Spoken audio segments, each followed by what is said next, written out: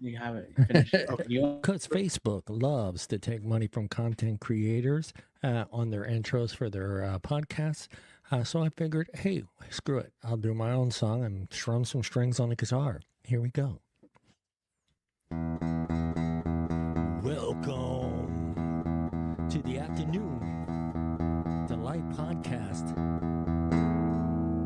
with the boys. Oh, by the way, shout out to all the hot moms out there that are not AI created. Let's get to the show. I did stay at a Holiday Inn Express last night. Oh, Justin's right here. Justin's right here next to me. Say hello to Justin. Yummy. I got everybody singing that song at work. We can't sing that, or else we'll get flagged. Yummy. Yeah, you sound just like him. So be careful. You might hit the right keys. Welcome, not yet. Everyone. What's that? I said not yet. I was like, not yet. Fuck. Oh, that's a lot of. Welcome everyone to the Friday. No, not the Friday. I almost said the old show, the Afternoon Delight Podcast with the boys. The Monday Noon Delight. Yeah. One of those shows. We're one of those damn shows. We're all here except one. He's getting a spine put in because he lost it. Oh shit. Hey, he's chasing that bag, bro. He's always chasing. He's chasing the bag. Yeah, that bag is full of shit. Is what that bag's full of. I got a new name for him, bro. That's Bobby Hustle now. Yeah, Bobby Hustle. My cohort, who, hey, did you get my? I tagged you in something the other day, dude. Me? Yeah. Oh, you tagged me in something on what? Yeah, on Facebook, man. The toy convention's in town. Hey. Oh, there's a toy convention? Fuck. I just want to go. It's action figure, toys, whatever, Comic-Con, whatever. I just want to go and just record art. Hey, Mallory, how's it going? Don't say nothing. Just records art's facial expressions every time he sees a certain toy. At a toy convention? Yeah. Oh. That's all. I don't want to say nothing. I just want to record him going through all the toys. Yeah. We could have him like wear a hat and then get one of those like clip cameras to the hat where all it does is show like his face. Like, have you ever seen the little kids that will wear those and the little kids will be eating? Yes. Oh my! Not the 1980 Boba Fett unreleased. Is that He-Man? I you know what, Julian and Mrs. Art, I can actually see him like seeing a toy and quoting that toy's line from the cartoon. Like he'd walk by He-Man and do whatever he power up, whatever. Yeah. I can see him doing that at every single. I'm sorry, action figure. Yeah. Action figure. Every time I hold Michelangelo, I'm like, party on. Cowabunga. Yeah. He's a party dude. I didn't call him what Julian likes to call them. Dollies. The dollies. Play with the dollies. Barbies. Yeah. Barbies. But Mrs. Hart is here with us. She's replacing Bob for today. Yeah. Yes. She has a spine. Yeah. Big shirt. Bigger shirt. She has been saying no for a long time. Damn, huh? What? That's crazy. No, I don't want no extra money. Oh, I see. So, and of course, Hoochie Daddy in an undisclosed area somewhere in the Central Valley in a cave, waiting for his Catwoman to show up in his bat cave. In the bat cave. Well, we had a co-employee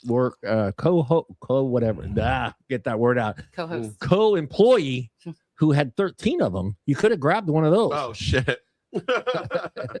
That's true. But those are just regular cats. Cats. Yeah. Well, you never know. Hey, man. Plus, there's not enough cat. You know, he needs all that cat because he got an appetite. He got a big appetite. Yeah, I don't know. I mean, I think maybe he was eating them. To be honest with you, I that's why mean, he had a cat steady can be flow. eaten. Tastes like chicken. You can't be saying Oh, you can't my be God. saying that he's eating cat all day long. Bro. He's eating- Hell yeah, he is. Hell yeah, he I is. mean- Yeah, he's eating something. All right. That's okay. Huh? Those romance novels. Those romance novels.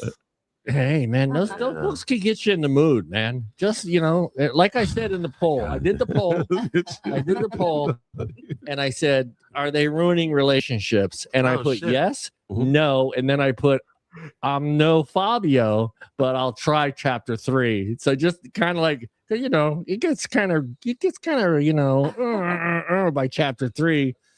But we'll get into that. We have technology. Is technology making life better or just busier? And here to help us with our other topic, Mrs. Art. Oh, okay. Art, romance and fantasy books ruining modern relationships. We're going to talk about that. Yeah. So we're going to get into hellos. Hello, Mr. Art. Hey, what's going on? How are you, Mr. Art? I'm kind of recovering from last night. I'm not gonna front, dude. Were you bad boy last night? We were Where'd you go? me and my lovely Mrs. Prime, Mrs. and Prime.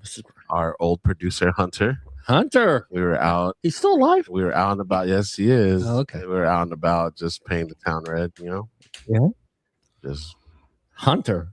Hunter. Yeah. Does he? All right, I need to ask this, Hunter. If you're watching, don't does that motherfucker get carded everywhere he goes, or what? No. Hunter has that swag. Of No, he music. doesn't. He's Hunter got the has look that of a swag. 12-year-old, dude. Nah, bro, Hunter looks hella different now, dude. He grew like 4 inches. He got buffer. I think he kind of got a tan too. I don't know, dude. He's tres leches now. We call him tres leches. I don't know. I'll have to see him. No, for real. Like when you see him, he looks hella different, bro. Okay. Did he grow 4 inches? Or are you bullshitting me? No, he got Looks the same. He was talking about it. He was talking about his wiener. he got buffer. He really did he got buffer, and he's growing out his beard. So yeah, he looks different. Yeah. Not too different. He's still recognizable.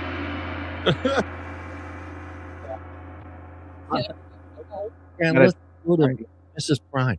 Hello, Mrs. Prime. I don't know if to call her Mrs. Prime or Mrs. Art. Which one do you prefer? Either one. Oh, I think shit. it's interesting that you guys call him Art. Arturo. It's like a name he gave himself. I know. Hilarious. That's what he said his name was day one when I met him. I believe you. I said, "What's your name?" They He said, can't know about the other aliases, or else He has had multiple lives, like a cat. Yeah, he didn't talk to me like for a week. I was figuring everybody out. Yeah. He's a Never. quiet He thought guy. he was a spy at first. She's my. He still might be. My wife's the only one that calls me by my birth government name. Everyone else, including my mom, no one ever calls me by my real name. Aristotle. Aristotle. The only one that said his name. Aristotle. He looks Greek. I yeah. So You know what? The way the Odyssey was, all the you could have probably got us. You could have been Achilles. yeah, I could have been a kid. Yeah, I tried out, but Brad Pitt. But see, now me knowing too. that you are the only one that calls him Aristotle, it would feel almost disrespectful to say that to him. Yeah, That's what you call him. You know what I mean? That's for you in the government. That's for you in the government only. Yeah. In the government Only when I'm being bad. What do you call him when you're angry at him? Aristotle. Otherwise, it's babe. He goes know? Aristotle. He like yells it. Something's wrong if we're not calling each other baby. Facts. She just yells across the room, Achilles! It's like Achilles. Did you say hello, Mrs. Aristotle? Mrs. Aristotle. I like that. She Hello. did. Shit. Yeah. Hello. She's here. You can't see I'm her. here.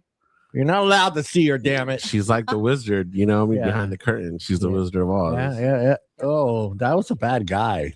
Different. I mean, was he a you bad need- I mean, was he? Was he a bad guy? Yeah. I think Dorothy was the bad one. Well, yeah. No, it was the She fucking. caused all these problems. It for was the nothing. one in the pink, fucking Ariana Grande's character. Oh, yeah, for sure. She's the evil one. Yeah. They're all evil. Facts, The only dude. person I trust out of that whole group The would be Wicked the Witch. Scarecrow. Oh, for real? I was That's gonna say it. the Cowardly Lion. Yeah, no, that Nah. guy. He think about it. If he get in a fight, That guy's gone. Put him. Yeah, no, I don't want that guy. Let's say hello to Mr. Hoochie Daddy all the way out there Julian. in the Central Valley. Say Is that a hello. knife? You can't Hello. wave. You got to talk. Hello. You can't Hello, wave. hello. Well, I was like, as mesmerized by like his knife thing. I'm sorry, like he pulled out some fucking shank. Oh no, I didn't. Oh, No, okay. dude. I thought you like flipped it out. I thought it was like a knife. I was like, well, dude, what's this guy doing? He's wouldn't be gonna surprised. stab you through the camera. Yeah. He's like, Hey, what? $10. He's got some throwing stars. Oh yeah, right here. That's a knife. We're gonna get into this. Think about how much life has changed in just the last 25 years. We went from Shit. landlines, Mhm. paper maps, renting movies, carrying a supercomputer in our movies. pockets. We can work from anywhere. This is true. Or almost anything with a tap. We can buy almost anything with just a tap. Just a Shit, tap. yeah. I'm still having a hard time with the tap thing. I Yeah. have some issues with tap, Apple. Mm. We're going to talk about that because Yeah. it makes no sense. You need to see my fucking face so I can turn it on. And then I tap it, but I still got to put my fucking password in. I don't understand that. Is my face not enough? Is my face not enough?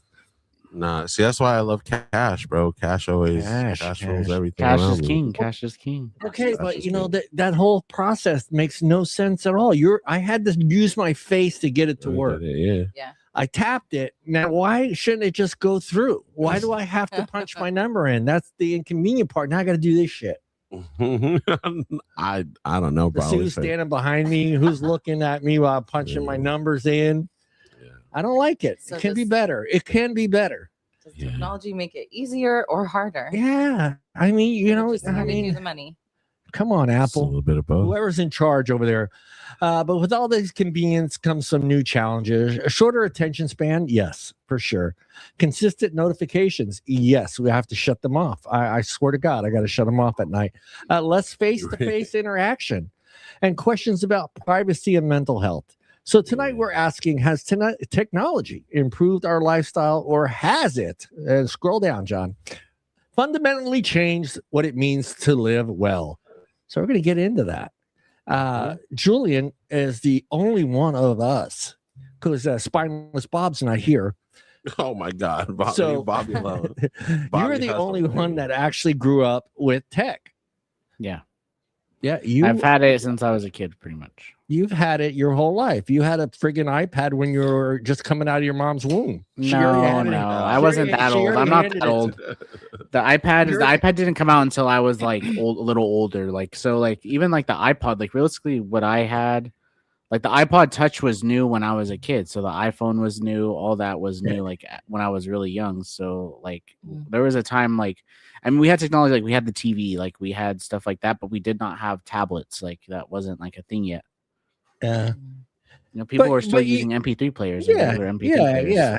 Yeah, Oh shit, you know MP3 players? That's you know. I mean, that's not even. I know that's not that old, but like you know, like I I've seen even 'em. have one from when I was younger, like that I got for Christmas one year was a little MP3 player that my grandpa gave Sick. me, and so I have like a little one, like a little tiny one. Yeah. I mean, it has like a barely little screen. It's not touch screen. It's literally like the dial pad. Like you have to like click it. Yeah.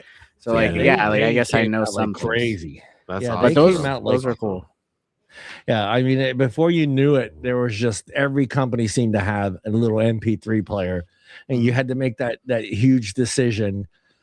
64 gigs or 125 megabytes, and I'm sorry, gigs weren't even a thing yet. It was just 28 megabytes, 100 megabytes, maybe 10, 15 songs. Yeah, it was insane.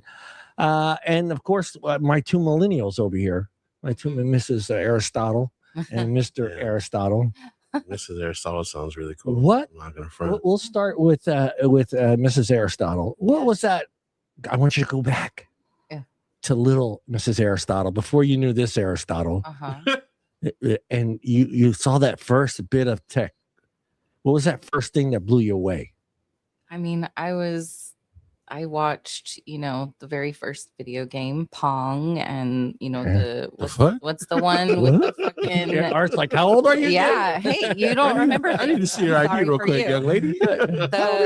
What's the one with all the little Star Destroyers, and you have to like asteroids. asteroid. I don't know. I'm a young man. I remember when Nintendo first 20. came out. I was probably about 8 Yeah. when the first Nintendo and Mario and all that came out. Big deal. Yeah, we were just like, wow. Yeah, I had my first computer in my home when I was about probably 11. 11. Yeah. And I used to play like Minesweeper, and these little things would blow up, or play like solitaire. That's all I ever did on the computer. Like golf. And then, you know, as a teenager, computer, like we started having AOL, and started having, you know, dial-up internet, and having internet in your house. I had it in my room. Had my own phone number. So I had my own phone line, so I could be on the phone and the internet at the same time, because when I was young, you couldn't be on the internet and receive your phone calls. We didn't have cell phones. Yeah. Why are you calling me? Now you can do it all at the same time. Like that's at the same time, man. Yeah. Did you have to deal with dial-up, Julian, by any chance, or no? I've seen someone that had dial-up, and I've heard it work. I've heard everything like that. I've seen in a cave. Was it in the cave? Was already around then. They didn't really have a computer. They had like a one family computer that they barely used. It was like it was strictly for like things that they needed. But like that was like someone else's home. Like that wasn't mine, because I grew up where I had a computer like in the house all the time. So like that's why like I've always been on computers ever since I was really young. So like I've always liked being on the computer. Yeah. Yeah. All right. What was that first bit of tech that blew you away? When we went from riding horses to I think they're called automobiles. Automobile. No, I think I remember my aunt bringing home and playing Mario, but it wasn't in the Nintendo. It was like a PC game. It was a PC game. It was weird, yeah. And then she was always the techie one in the house. So yeah, just like, you know, like we was saying, like I'd play like a Minesweeper or whatever. Or I remember playing Duke Nukem. Duke Nukem was big. Yeah, that was big. Definitely like I started off as a PC gamer, and then it evolved to us getting a Sega. And then, you know, Super Nintendo. I'm trying to remember if I actually had a Nintendo or if it was my aunt's Nintendo. I remember, but yeah. Did you ever have a Game Boy? I had a Game Boy. That was like that was big. I remember when the kids were like crazy for that stuff. I was like, oh man, are you kidding me? They made it. I was like, God damn it, they made it mobile. Yeah, that's all I kept thinking. I was like, damn it, they made it mobile. So mine was like one of the little flip ones. Oh, the not DS? the DS. No. There was a Game Boy. As Game Boy Advanced, I believe is what it was called. Advanced. Okay. That opens. Yeah. Damn.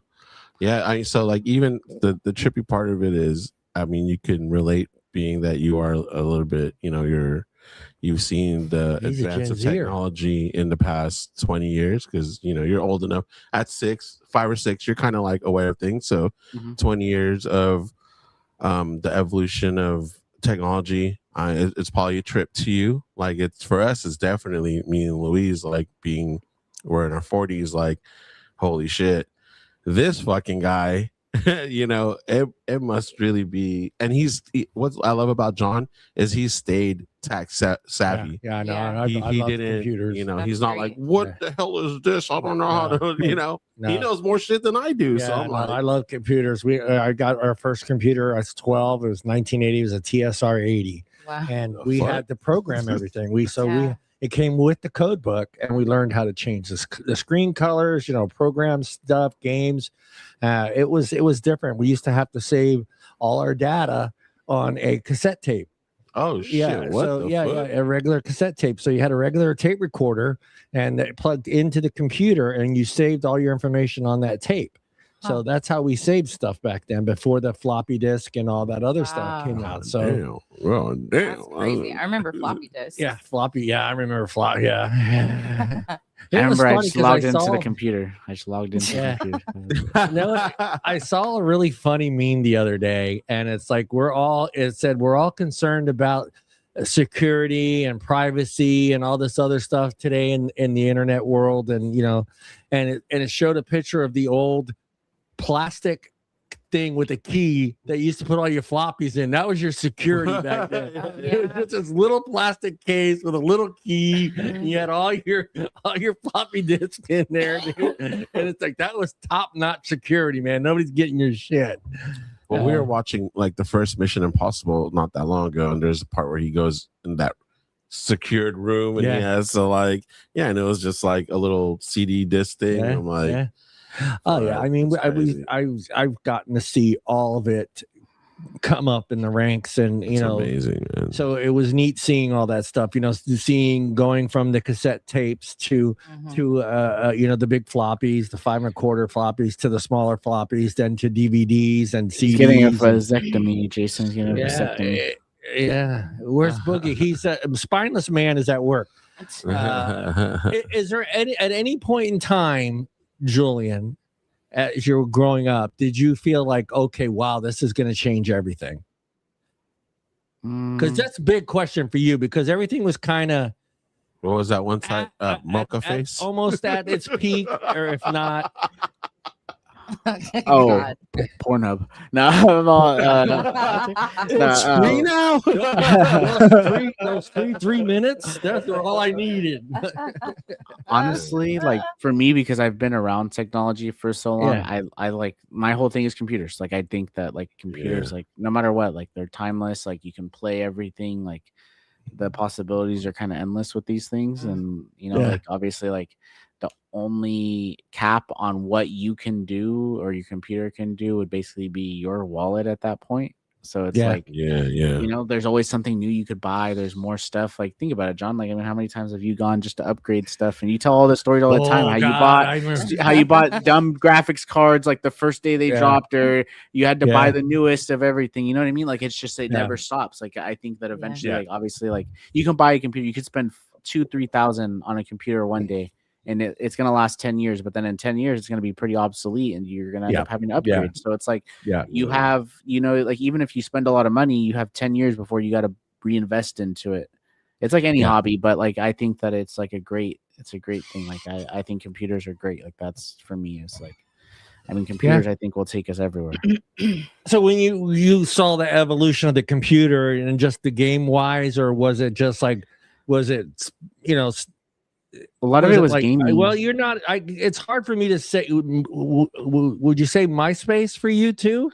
I did see MySpace. The thing is, I had a MySpace. I was able to go on there and like add my family and stuff, and like knew about all the customizations. That was really cool. I think because I've grown up with social media pretty much from when I was younger. Yeah, it does definitely like alter your brain chemistry for sure. But I do think that it is like, I like social media as a tool. Like, it's definitely used for like communication and stuff. It's also a lot of bad on the internet, but that's just like being on the internet. You know, I think also like how you guys have said like the security and stuff, and there was just like the floppy disk and the little protector or whatever. the more advanced we've become, the more we've opened up our doors to bad things to happen to us on the internet, or have somebody take advantage of security risk or whatever. So it's definitely changed, and I think it forever is going to evolve.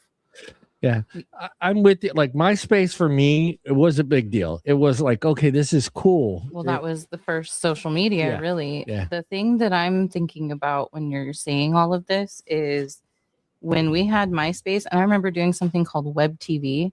You actually had to code. You had to know HTML in order to change the color or the background. And as we've gotten more dependent on technology, people don't understand it. And that's why they're getting scammed. If you don't understand how it works, how are you going to stop yourself from being taken advantage of? Yeah, it was horrible in the early 90s, mid 90s. Let's go mid 90s, 95, 96, 97. Loading software, just loading software, because it was, do you agree? Click, click. Nobody read. Everybody just click, click, click, click, click, click, click. And then, okay, agree. You had no idea what you were agreeing to. Right. Not a clue. And then when you finally got to the end, you realize not only did you download the program that you wanted, but you also downloaded 7 other programs that you didn't need, but now they're on your computer. It was a virus. It was a virus, including a virus. Yeah. But yeah, for me, like that, MySpace was kind of like my thing. It wasn't that important for me to, where I'm at today on Facebook. Like when I got to Facebook, I was like, oh my God, I can talk to all my cousins in Italy. I can talk to all my cousins in Australia. I can talk to all my cousins in Germany. Mm-hmm. So for me, that was like a big wake up. Like, okay, this is crazy, you know? Yeah, they definitely made it user friendly. Yeah, for sure. You know.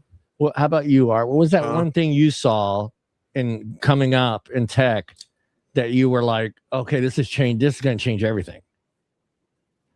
Yeah, I would say it'd have to be like the rise of social media, just because I got to see it kind of like happen in person and in real time. I would be at parties and hearing people, oh, you got a MySpace? Oh, what's your Facebook?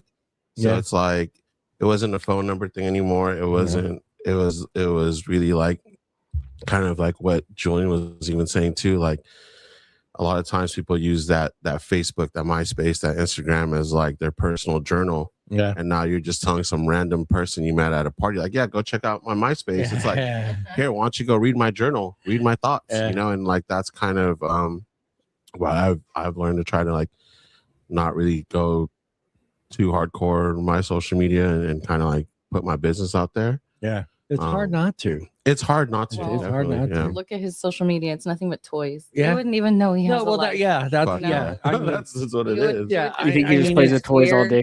Yeah. I mean, it's gotten to the point where like I can't actually see anybody at a restaurant not take picture of their food before they eat. And it's just like, God, why do you need I get it. You know, everybody wants to stay relevant. They want to, you know, they want to see the hearts and the likes and all that stuff. I get that. I love it. I would not have pictures of my kids if I didn't have them on Facebook. Yeah. So thank God I did that. Yeah. Something that it was like it was actually like a commercial. I don't even know what the commercial was about, but the premise of the commercial was like this lady who was hella depressed was on social media constantly liking and like loving people. Her friends are out, whether like drinking and she's at home like by herself, or she's out running and there's just someone who's like a sports or health influencer, you know, and she was constantly liking, but like at the same time being depressed about it. And I'm kind of like, it fucked me up with seeing that. I'm like, you know, I really do think what you said about people taking pictures. I got friends out there who aren't eating, and I'm over here like, damn, look at this steak. You know what I mean? Like it kind of makes me feel bad. Every like angle. You guys know I'm very popping on our group chat, but you guys also follow me on socials. You don't never see none of that shit on my socials. No. It's always just with us because you don't mind. Well, it's cool. I'm not saying it's a bad thing. Oh, it's no, I'm not saying it's a bad thing. You know, cool. I get that. I get the whole taking that. My daughter does it every time we go somewhere to eat. She takes a picture of her food, and I get that. Or if she cooks something, she takes a picture of her food. Mm-hmm. I get it. It's kind of neat, but for me, it's just like I'm like, okay, you know, when is too much, you know, because everyone's always concerned about like what they're putting out there, and I always tell everybody, you know, you don't need to worry about what social media is putting out there because you're the one, you dictate what you put on there. So if you want stuff to be on there that you don't want someone to know, then don't put that on there. You know, that's how I look at it. Because even if you delete it, bro, it's someone screenshotted it or something. You're fucked, bro. It will live forever now. But it lives forever. What we're talking about with like security, right? Like, what are some of the security questions they be asking you? Like, what's your favorite restaurant? What's your first dog or first pet's name? And now if that shit's on your social media. Oh, he goes to fucking Navarro's every Friday. Let me favorite restaurant Navarro's. Privacy settings on. Yeah, like you're giving your Facebook. So Art loves Navarro's. I let my dick out. I'm just letting my dick out. Password is Super Burrito. You don't know me. You don't need to be on there. My password is password. My password is password. Mine's 1 2 3 4. God. 5. Password 1 2 3 4. 5 and letter and 6 and 6. What are the top 4 passwords? Love, secret, sex, and God. Yeah. Wow. And if you work at the office, hackers. If you work at the office, it's big boobs with a Z. Yeah, my friend still has an email. I don't know what it was. It was an email. I forgot what he was telling me, but it was like, holding my nuts 69, and I'm like, what? you want me to email holding my nuts 69 on we all got AOL.com? we all got kind of creative. Then we realized we needed those for resumes. Exactly. Yeah. That's what he put on his job application. We've been wondering who hold these nuts is. Now we know. I'm going to throw some stats out here that might just surprise you. There are 342 million people that live in the United States of America. People, you guys know that. Now you know that. Now you know that. Shit. Active cell phone connections. You ready? 417 million cell phone connections. Oh shit! There we go. That was perfect timing. Yeah. That's about 1.2 cellular connections per person on average. Now, it makes sense because sometimes you have a home phone and a work phone. So, you got your cell phone, your personal cell phone. Some people have work phones. So it makes sense that there would be that many more cell phones than there are people in the United States, which is it's still 417 million active phones in the United States. Yeah, I think my mom rocks 3, right? Like my mom always, she'll be, dude. And her Apple Watch is a different yeah. She's like, this is for personal, this is for work. This is my I other just job. game in this one. This is all my apps and my games. I'm just I like, think she damn, even lady. has like a phone number on her iPad. So she has like 5 numbers. My mom's wilding, bro. She's out there. Here's the other one. Here's the next one. US only AI daily. Actively using AI chatbots or Chat GPT, Gemini, Grok, whatever, which one you use. Every day, 40 to 70 million people, roughly 12 to 20% of Americans use that daily. One of those things. Using AI powered features daily. Google searches, AI email assist, social media recommendations, photo editing, customer service bots, voice assist. Well over 250 million Americans most use it daily. 250 million people every day are either on ChatGPT or are using Google, Gemini, some sort of AI service. That's insane. Hey, that's why when we get the AI rainstorms, you guys ain't gonna be ready, bro. The AI rainstorms. How much of your brain are you using? Yeah, that's the None. thing. Yeah, it says most smartphone users interact with AI whether they realize it or not, and that's true. It's Apple is not hiding the fact that a lot of the phone is AI driven. So, shit, bro, they won. Yeah. The Terminators won, bro. Yeah, the Terminator's the Terminator. I turn all the AI stuff off that I can. Yeah. Yeah. We are living in the Matrix. Does it matter? Yeah, it doesn't matter. Leo. Leo, that's so fire, bro. He took it first. I want to be the Oracle. I want to be the Oracle. I'm the Oracle. Yeah, you can be the Oracle. Active AI chop that. This is worldwide. 300 to 600 million people daily. 600 million people use it daily. Some sort of active AI worldwide. Damn. Wow. Interacting with AI is some from daily, several billion use it. That's insane because AI is embedded in search engines, smartphones, streaming services, maps, banking, shopping, and social media. So here you go. Let's not forget the big one. And Mrs. Aristotle brought it up. Damn. What? The smartwatch. Oh, yeah. Smartwatch. Yeah. Based on US. That's just US, guys. Yeah. 37% of US adults own a smartwatch. Damn. All right. I have one too. I get it. I have one. Definitely have one. I definitely don't use it as much as I should, but I have one. You wear it. I was really tripped. I tripped out the first time I noticed that you wear like traditional watches. I stopped wearing it because I don't want to get in any fucking trouble, so I stopped wearing mine. No, but I'm saying like I tripped out that you were the one person I knew that would wear traditional actual regular watch. Yeah. Every time you see it, old. huh? I'm old. My daughter wears a regular watch. Yeah. Well, I meant like she does. Yeah, it's weird. Like to see a younger person wear just like a regular watch is interesting. I love regular watches. The smartwatches are nice if you're trying to keep track of all that stuff. That's fine. If you're working out and you're walking, you want to keep track of your your steps. Speaking of which, that SpongeBob watch should be coming in the mail. I wish they sold out on it. I'd have that SpongeBob watch on right now if I had it. Wait till I come into work with that SpongeBob watch. Yeah, I'll kill you if you get it. Okay, I'll just take it from you. I know a guy. I'll give you one of those. I'll put some Benadryl popsicles in the refrigerator.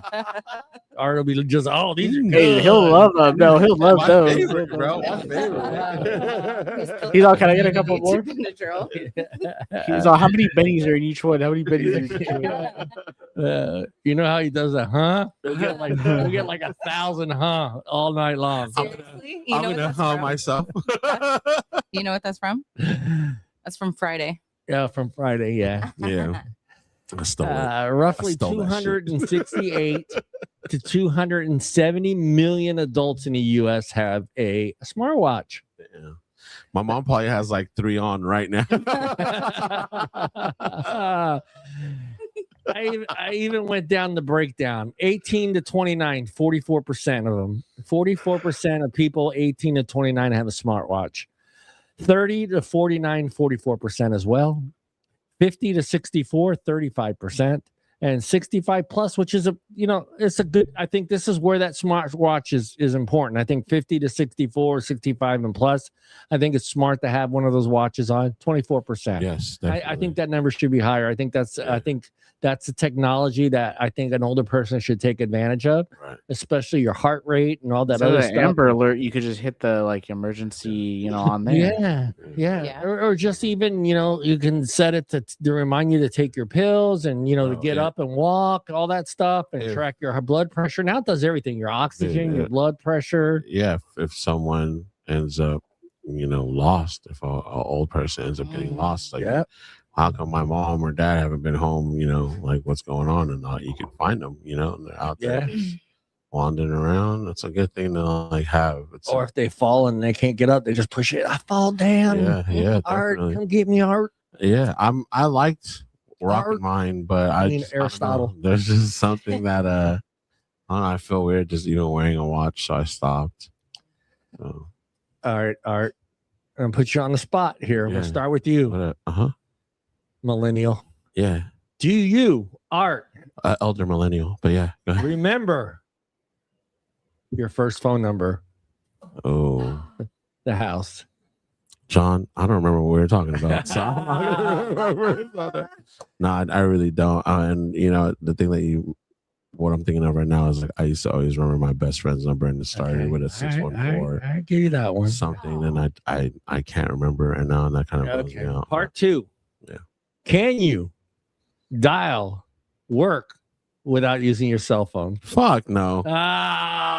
Fuck no. I don't know the number. I don't know the number. Dude, we say it all the time on the. Hey, you are right. We do it. I know it by heart. I know it by heart. Okay. I read that shit. I don't know it, bro. I'm not. I do the same thing. I delete that shit. I delete that shit. It's like fuck that. It's written right there on the screen. Look, they say your brain can only hold so much knowledge, and I'm trying to it's full. I'm trying to keep my brain. Flamethrower, Jason said. Julian. Oh hell yeah! Can you remember your home phone number? The original one. The original one? We never really had a home phone number. There was never really a reason to. We had cell phones. Oh, fuck. I forgot he's Gen Z. Landline? What the fuck is that? Yeah, no one needs a fucking landline. Hey, hold on. I'm sorry if I sound really stupid about this, but have you ever like written a letter and mailed it out to somebody? Yes. Yeah, okay, I can see him being that guy. That's cool, bro. We with our kids, we were trying to like, do this, because with my friends and stuff. Like, I have friends that live in other places, and sometimes we'll like mail each other like letters and stuff. Like, we'll write each other. That's what's up. Since you already answered part 2, I'm going to change it. Can you remember your best friend's phone number without looking on your phone? Yes. Yeah, it's crying. It's my job, bro. That's the thing. Nah, I can't remember any of my best friend's phone number. But That's I- just saved in my thing. That's just saved in my thing. I know where they. I could go where they live by heart. I know Oh, everything shit. else. I can do everything else, but yeah, just like listing out that. We're gonna have to fucking tattoo our. You know what's phone funny is numbers I on know our their bodies. I know their address. Like I know the addresses. Like that's the thing is like I just don't know the phone. All right, shoot us an address. Give us an addy right now. No, I'm not dropping the addy on the internet. Mrs. Aristotle. Yeah. Do you Fuck, that's gonna be a new thing. remember your home phone number? 209 Oh, Don't shit. say it out loud. 527. It's no good no more. Beep, beep, beep, beep. Beep, beep, beep, beep, beep. Yep, I So know if it. you remember, how about if you had to call work? Yes. See, damn women just. I know my best friend's phone numbers. I know my husband's phone number. I know my kids' phone numbers. Fuck. I knew his social security number before he did. Yeah, we saw. We Like, saw. I know, He just I had the know- card. I know more about him than Dude, He's all we doing saw. something that like where he needs it, and he's all, "Hey, don't look." I kind of have an eidetic memory, Yeah. so I can like see Oh, something and man. remember it. I Hey, we can't gotta have remember Luis the home versus number. Bob. Luis versus Bob. Oh Yeah. shit, that's I crazy. can remember my home number. Wait, I have only kids? because it's still the same number. Hey, even Mallory remembers her last four. Yeah, of her childhood. I cannot Hell tell yeah, you. Mallory. I can tell you my aunt's phone number. I couldn't tell you my best friend's phone number. I couldn't tell you the number to call work. Mhm. Yeah, just sticks I just in I there. don't. And you know what? When I got arrested, Oh shit. this Uh-huh. really sucked because I Yeah. didn't have my cell phone. I literally See? not knew anyone's phone number, Yeah. except for the home number, and I just kept going to the answer machine, and then they would just hang up because you can't make a phone call to an answer machine. Yeah. Yeah, so it would just hang up. So I just said, "Fuck it, I'm sleeping here." So Yeah. that's what I did. Wow, man. So I know the address. You told the cop. Like, I know No, he that. didn't give a shit. Can I have my Right. phone real quick, bro? as a Now teacher, I think they do give you the phone. Yeah. I think Yeah. it's important that Yeah. even kids know a phone number to call. Yes, the Right. girls know their number. That Good. that was like one of the first things they learned from school, and I thought that was really cool. Mhm. Mrs. Aristotle. Fuck. Mr. Aristotle.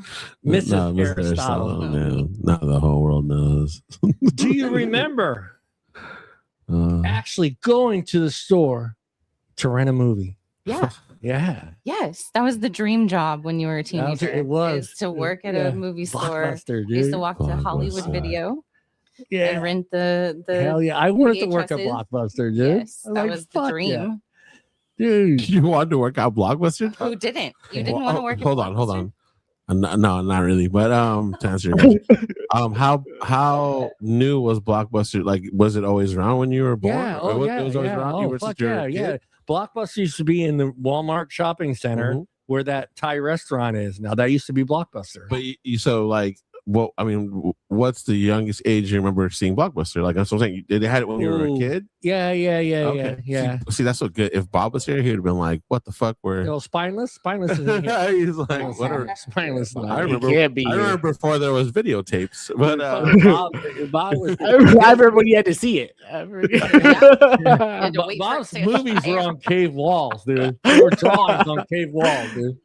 Then the guy got tired, you know, and ran out of cave Yeah. wall. So they yeah. had to come back next week to finish the story. Yeah, So damn, but Blockbuster was around for a long time. yeah then. Blockbuster has been around It for was big quite in some the 80s, time. too. I wanted to work there. I thought Yeah. it was the best job. I mean, I thought get first bid at all the fucking games Oh, and yeah. all the movies. Yeah. Didn't have to wait there. Mhm. Didn't have to rewind the fucking tape. You know, just bring it back. Bobby had my dream job was to work at a liquor store. All right. All right. This guy. Yeah, that was Mrs. Aristotle. Yes. Did you ever have to pay for that movie because you had it too long? Oh yeah. Yeah. See, And that's then- that's right there, like $400.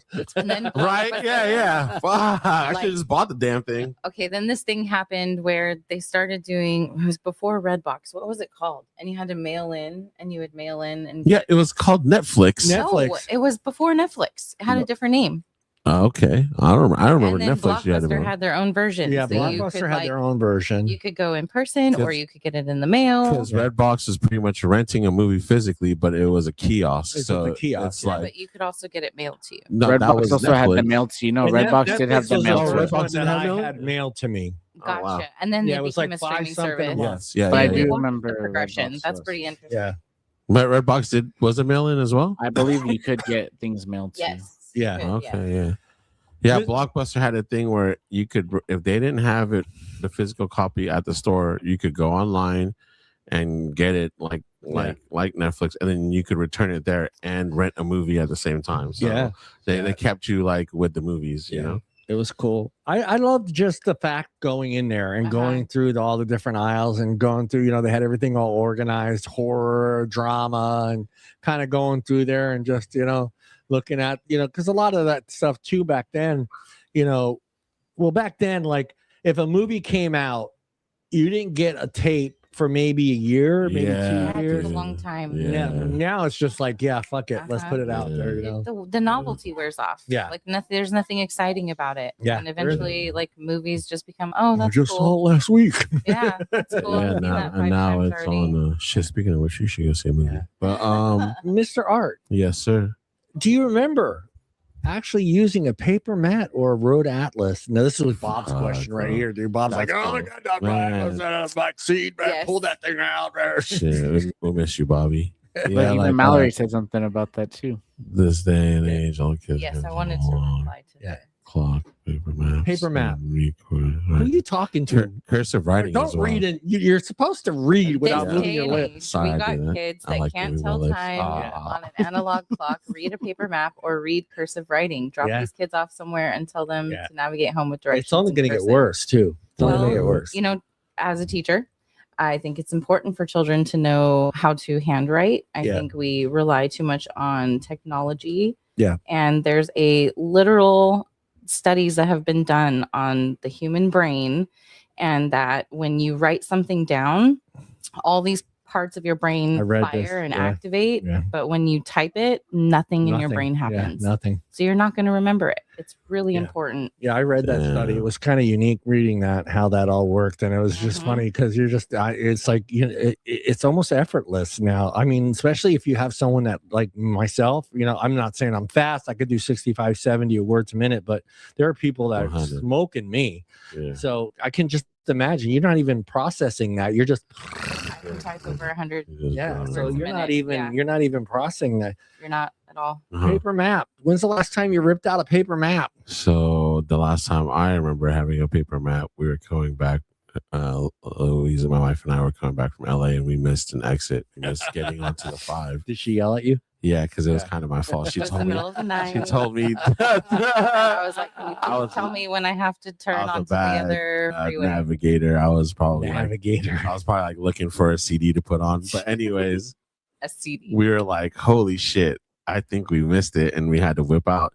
Luckily, we had. I think we either had paper maps or we had to go to a gas station and buy it. You had to buy it, probably. I had a bunch because I was always scared of getting lost. Hey, but you know what is so funny about that? Speaking of technology, like lost, are just me and Art are just like, this is an adventure, baby. You know what? But we only had like $20. We're almost ran out of gas. So what if we're in the crib, bro? We ended up like all the way to Santa Cruz. From LA, we drove that whole shit. The fog in the middle of the night. We drove. She drove the one.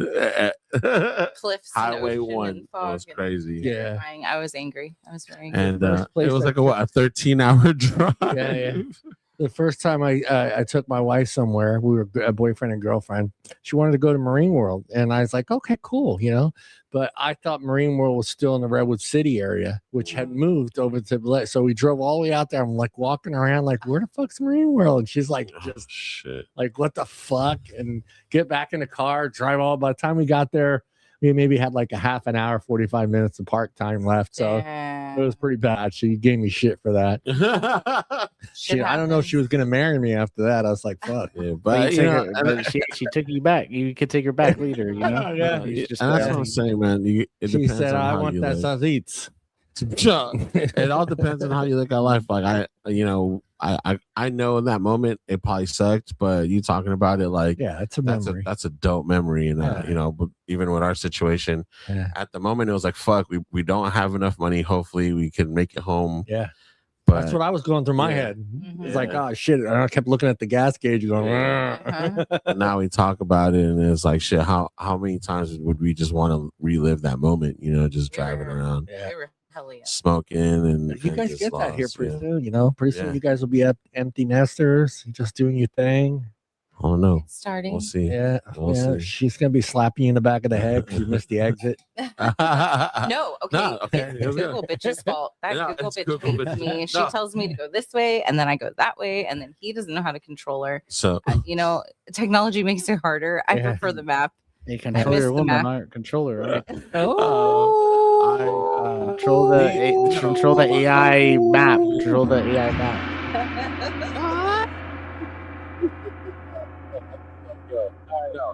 her Google doesn't listen. My Google is obedient to me, and she listens. She gives me great directions. But what's funny about what I was saying with the paper maps, I actually learned how to navigate with the technology now, like using maps and GPS and stuff because of GTA.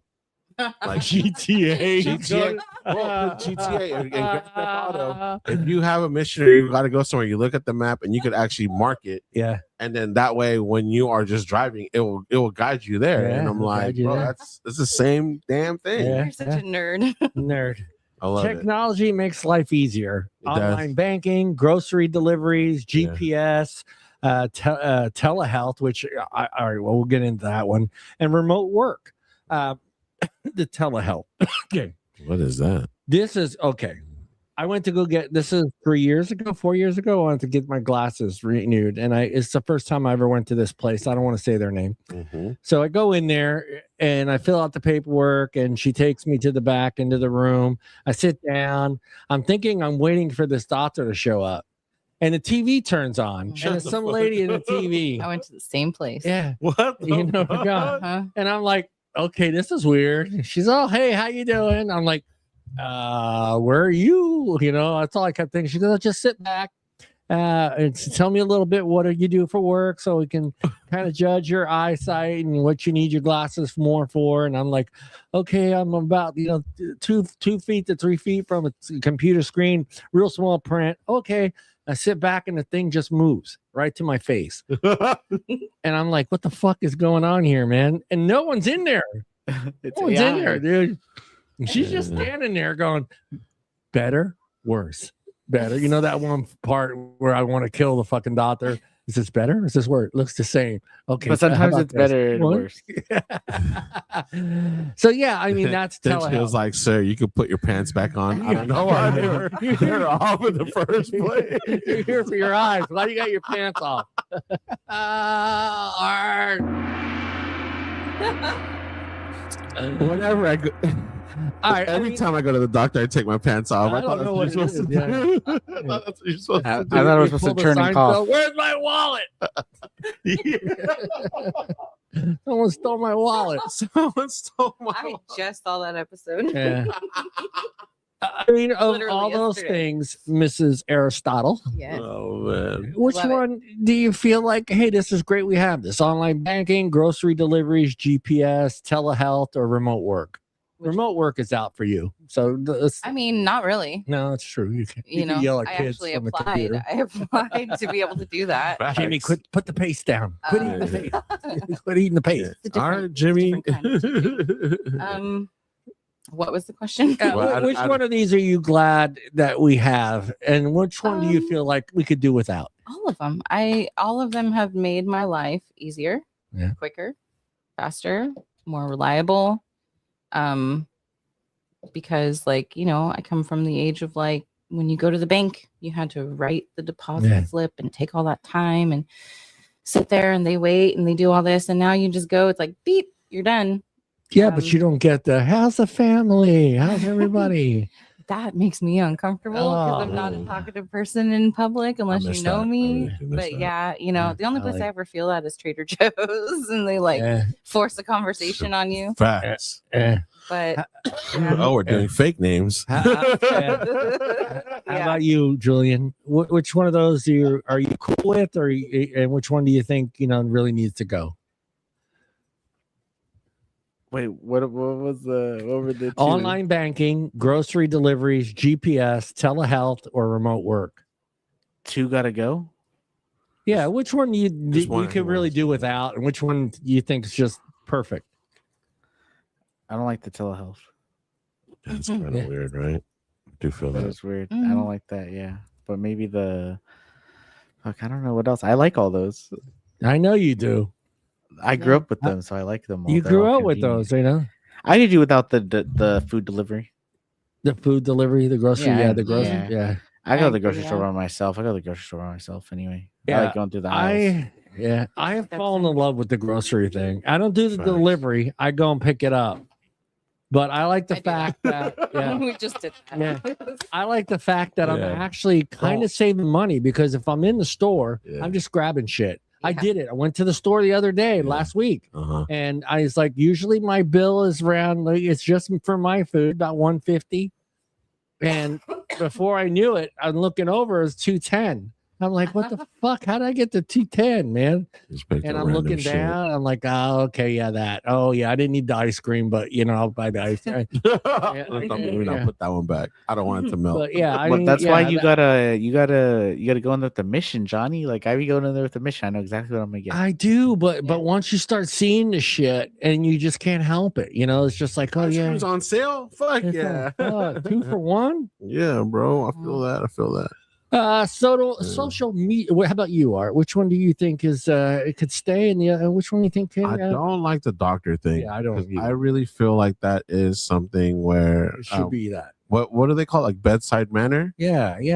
Sure. Like before we've had to deal with humans who felt robotic and just like didn't get like you felt like they didn't give a shit about you. Yeah, they're just pushing these pills on you. I kind of say like, dude, if I'm gonna have a drug dealer, like I want a nice one, like I want one that cares about like, how my family's doing. No, but I'm just saying, like that's what essentially they are. We all have the same doctor or physician, whatever you want to call them. And I went with her, and our doctor was actually like, no, I don't want to give you that. Like except for just like pushing drugs on her. She was like, let's try this, and I don't want to really give you that yet because I don't know what it's going to do to you. Yeah, like that's a good doctor. She's amazing. That's good doctoring, that's right? A good doctor. Yeah, that's so. a good doctor. I think you guys are sleeping on the telehealth thing because I had like a literal contagious disease. I had shingles. And it outbroke a second time. And rather than me going in, I was able to do it over the video. We were able to talk. Post or pre-COVID? It was after. It was post-COVID. 2022, so maybe 23, 24 area. But since COVID, a lot of that is more prominent now, and I like it. I like not having to go. I like being able to take care of it right away.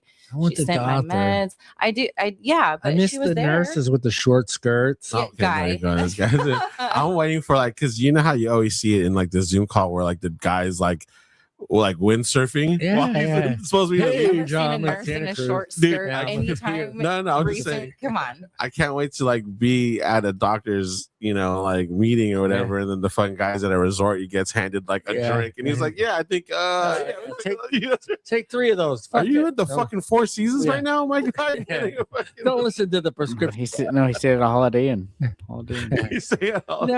Okay, I may be different because I grew up still wearing the suit.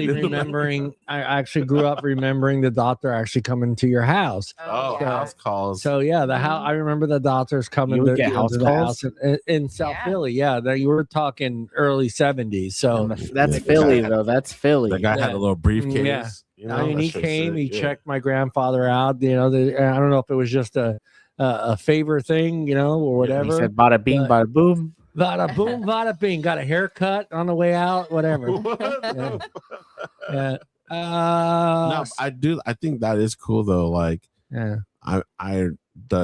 house call doctors back in the day. I think that really, because I noticed with a lot of things with health, it is good to just be home. Like that part of you being home is part of healing. Yeah. Like, why would I want to be in a room next to some dude who's coughing his lung out, and I'm there like, dude, I feel like I'm gonna get more sick. Yeah. Oh, that waiting room, dude. Yeah. What if it's not contagious? You start looking around. Yeah, I don't care if it is. See, you already feel like, oh shit, like am I gonna get sick? That's me every other night when I hear someone coughing every 45 seconds.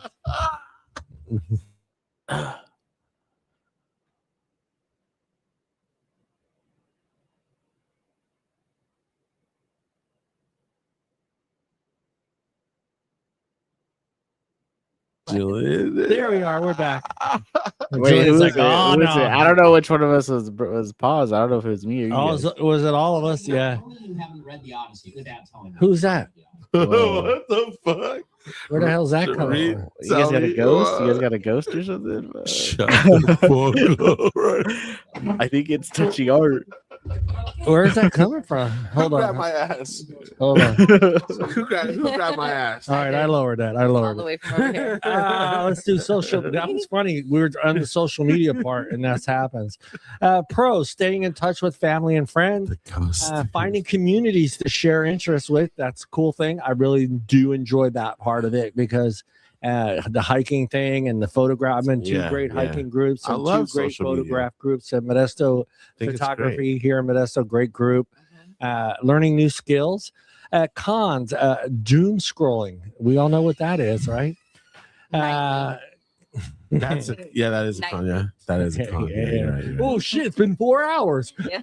Shit. I've been watching 4 hours of people barbecuing. Yeah. Learning about smoked meats. Cyberbullying, less face-to-face interaction, which is a big deal. I think that's we talked about that, Julian, just in prior shows. Just people losing that one very, very important social skill is being able to talk to each other. And if you're at the dinner table and you're texting somebody that's at the dinner table, that's just weird. I'm sorry. Hey, you had never done that? No, I have done I've that. done but that. Yeah, I for can sure. see Yeah, I've Art done that. doing Yeah, it. I've I done can that. see I've Art done doing that. it. I've done that too, but for sure. you know the thing like Hey, is his texts are, hey, Mrs. Aristotle, we need to go. facts. That's real shit. But what I was gonna say, what taught us back in the day, like it was like you say some slick shit, you're gonna get your fucking face knocked out. Yeah.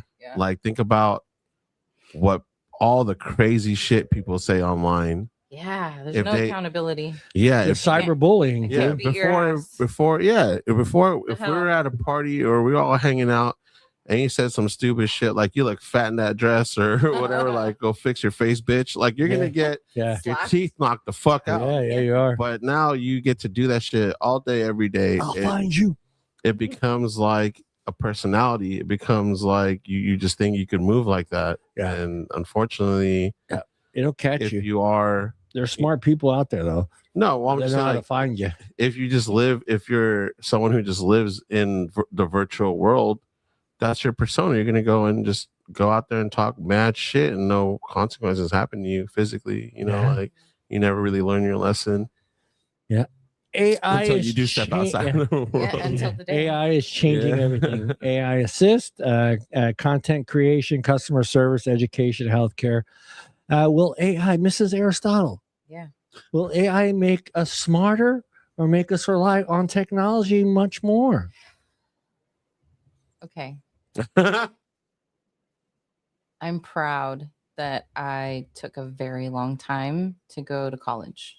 It was very hard for me with time and kids and being a wife and all the things. I got one right? first. And working and working. Yeah, and working. Yeah. And so, hey.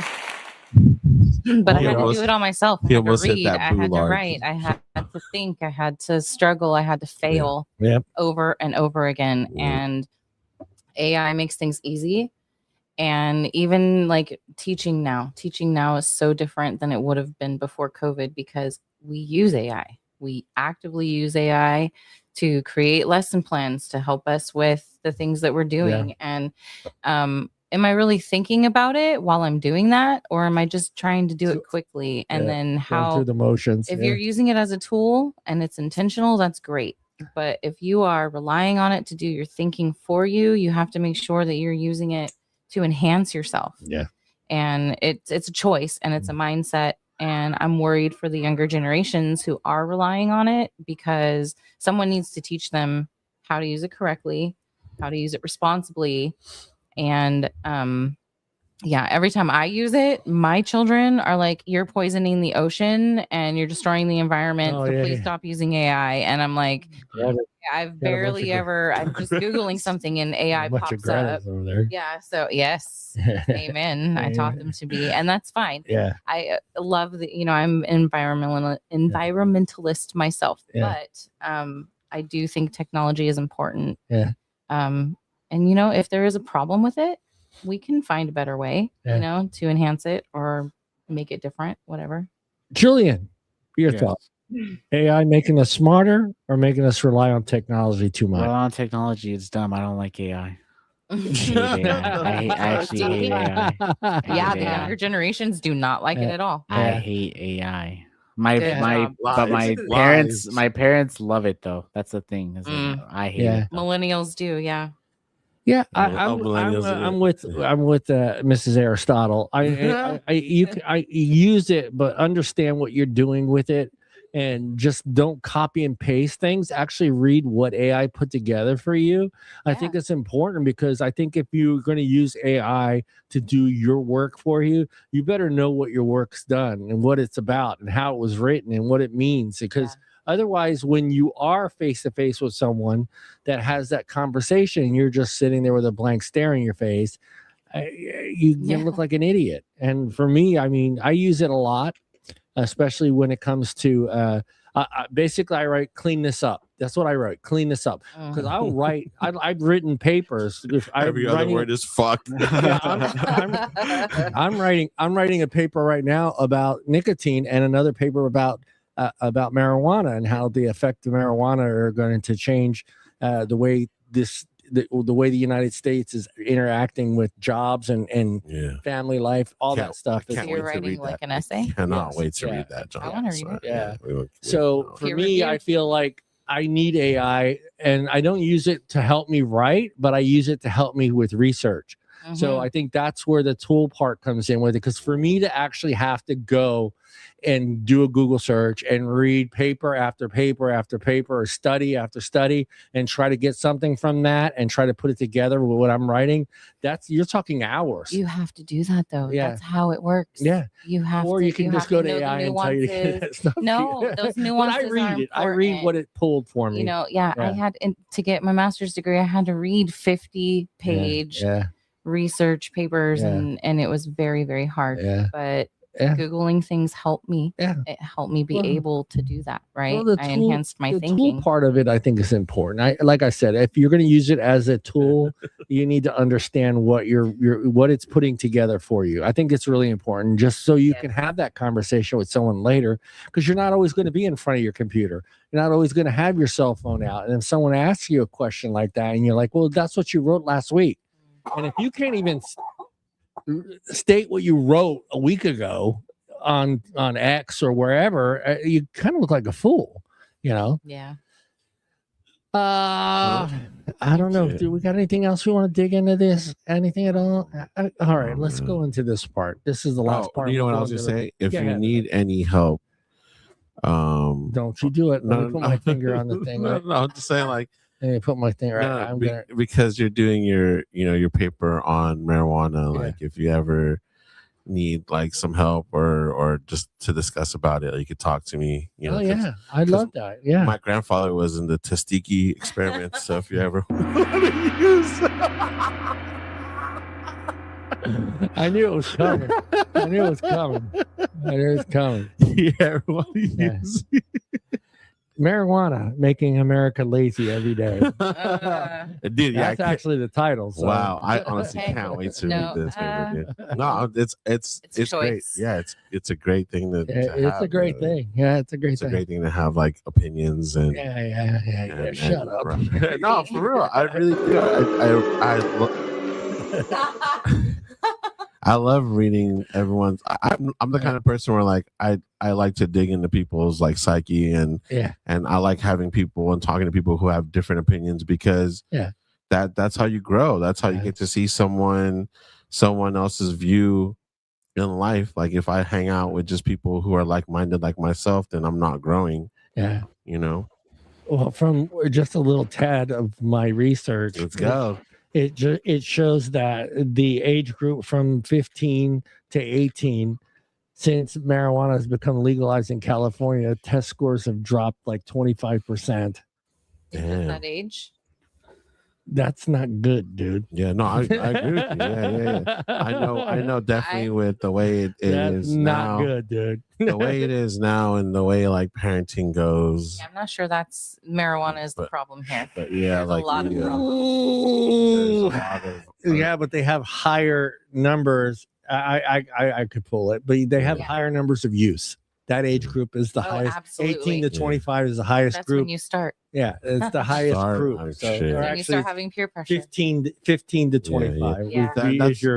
is your Prime time. like I'll just say this as a 15-year-old who was smoking weed when it wasn't legal, it was definitely harder for you to grab. Yeah, and but get. it was harder for you to grab. Yeah, so it was a weekend thing. Yeah, it was a weekend thing. Yeah, it was maybe every other night if you had, or look, I've been down that road. I remember maybe every third or fourth day if you had it, you got high. They're saying now too, like research is showing that this is not the weed your grandfather smoked. No, this it's not. Shit is like way stronger. Yeah, it is. And then like fuck, if I had this shit, if I had like vapes and dabs back in the day when I was 15, who fucking knows what I would be doing? Dude. Yeah, that's part of my research. You're a rocket scientist.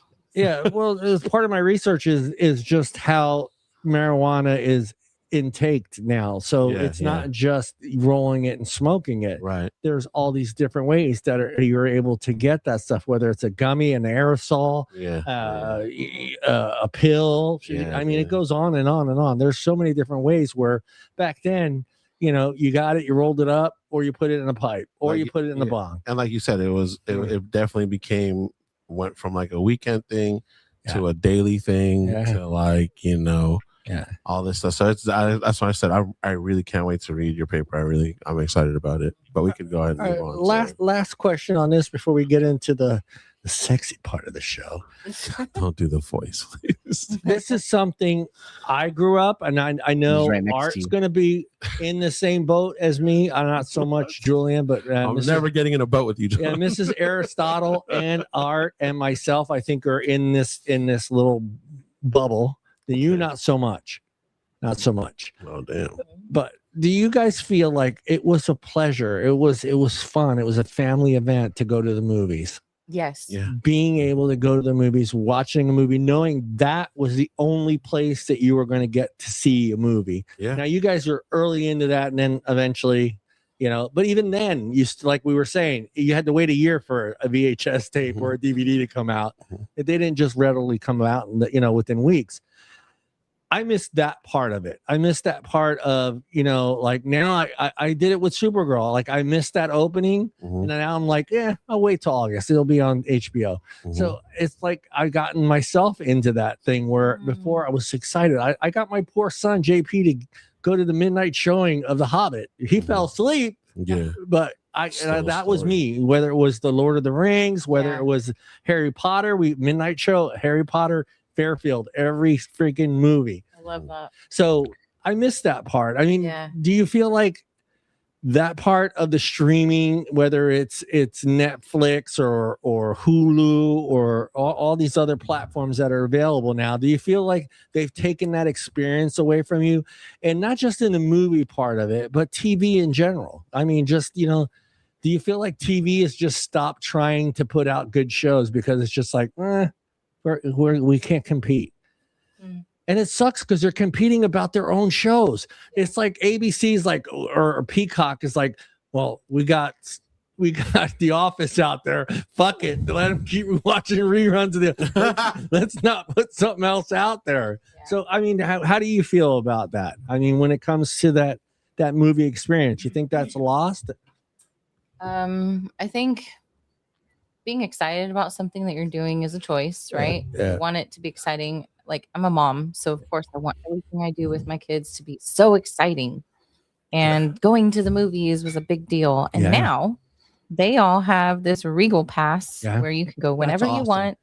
And they go to the movies, and it's not a big deal for them anymore. They're like, why are you buying popcorn every time? Because this isn't, it's not like that no more. The $25 box. Right. And so now he has it. Yeah. And it's fun, you know. And then we were actually having this conversation. Thanks, yeah.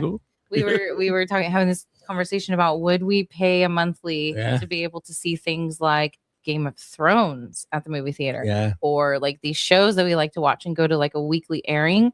How much more exciting would that be to see the new House of Dragon episode like on that the big screen with that stereo? It would be so much fun. And like I've seen Coraline, you know. That would be think about that. She's right. That would be she's right. You imagine Game of Thrones on the screen on that Art would be there every weekend, bro. Bro. That would literally that would literally break the internet, man. It would break it. This guy. Yeah, we did talk about that. And I was watching something else where they were talking about how like streaming and these people, you know, like these companies who kind of spoiled us with like, hey, this comes out, the whole season comes out. Yeah. It stopped being like a weekly thing, and I think I like that part too. The weekly thing, they were saying like how it eliminated that whole like water cooler talk. Yeah, you know, like you'd be, oh man, like did you see this episode of The Sopranos last weekend, like Sunday, and like, can you believe this happened or whatever? And that goddamn Friends show. Yeah, goddamn Friends show. Facts. So it's like the only person I love on that show is Phoebe. I think that because even like we did like we kind of still have those conversations. We talk about like Spider Noir and we've talked about Game of Thrones because John was like watching it. I got late to it, man. But how exciting was it? We were like, dude, I saw this episode.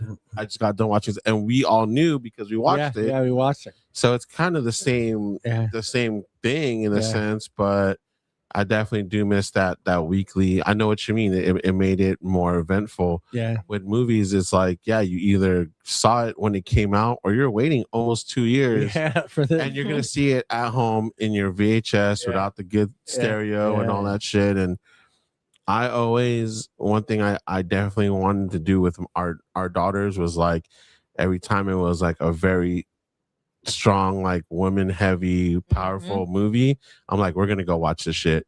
We took them to go see Captain Marvel, Supergirl, and just like all these things, because like I definitely wanted them that imagery and that like that feeling of like, gotta be careful giving women that much power. Excuse me. It's gonna be like, I wanted them to feel that shit. That's so sweet.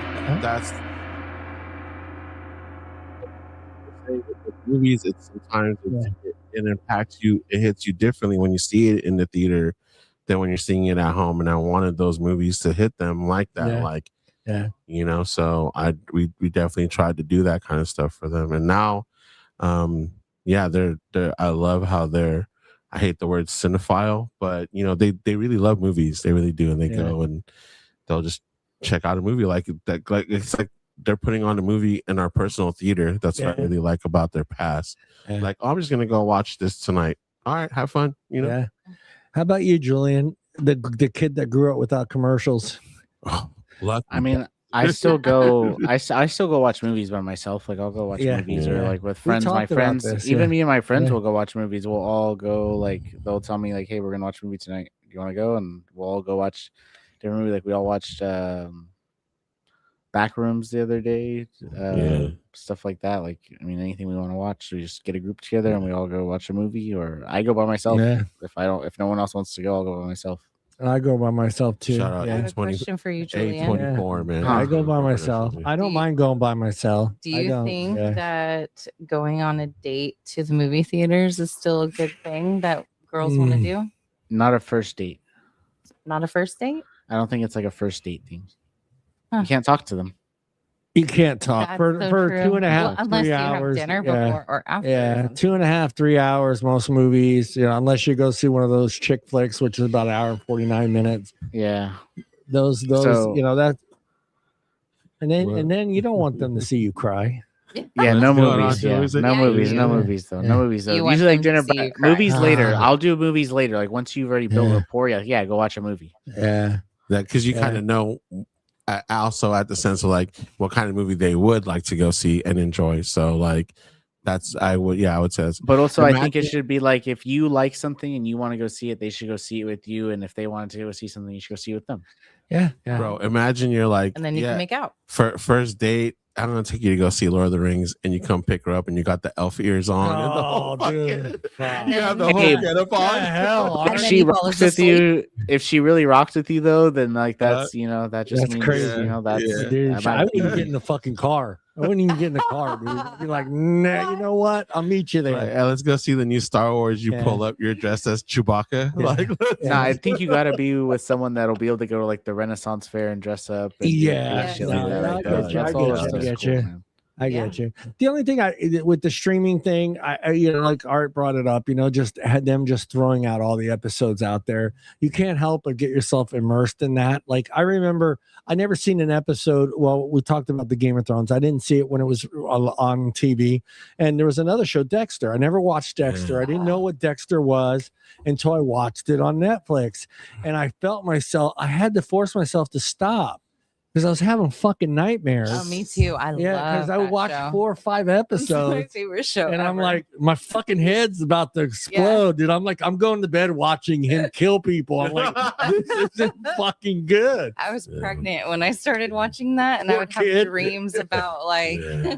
eating Eh, arms and eh, stuff. Yeah, dude, I was like, what the hell? and Yeah. guess what that daughter is into now? Dexter. Horror. She's a horror she's a like, horror Yeah. junkie. yeah. She junkie. loves. She horror. loves Yeah. like she wants to be My bad. So she wants to be Oops. Dexter, but she wants to be like blood Yeah. Yeah, analysis. that's like gonna be her she job. wants- She's Dexter? gonna be Yeah. Dexter. That's Yeah. what I'm saying. She's I didn't want to going say she wants to be university Dexter, to but do she this. wants to go do Dexter's his job outside of forensic killing science, people. yeah. Forensic science. Yeah. Oops. Do you feel like when you watch those shows on Netflix and when you're bombarded with season 1, 2, 3, 4, and you're just kind of watch, do you feel like at any point in time that you're not taking it in, like you can't remember season 1 episode 3 because it was just bombarded with 4, 5, and 6? I don't remember nothing ever. They're See, like, I "You hate don't that. I remember can't watching do this?" that. I Nope, can't I do don't. that. Constantly. Yeah, You don't how remember about this you, movie? Julian? No. I was Do you gonna feel say like- sorry to stop everyone, but we should move on to the next topic. Yeah, we're gonna go. Well, go ahead and read your intro. Me? Yeah, it's up there. Oh, yeah. Or I don't have it in front of me unless you want me to read it. Okay.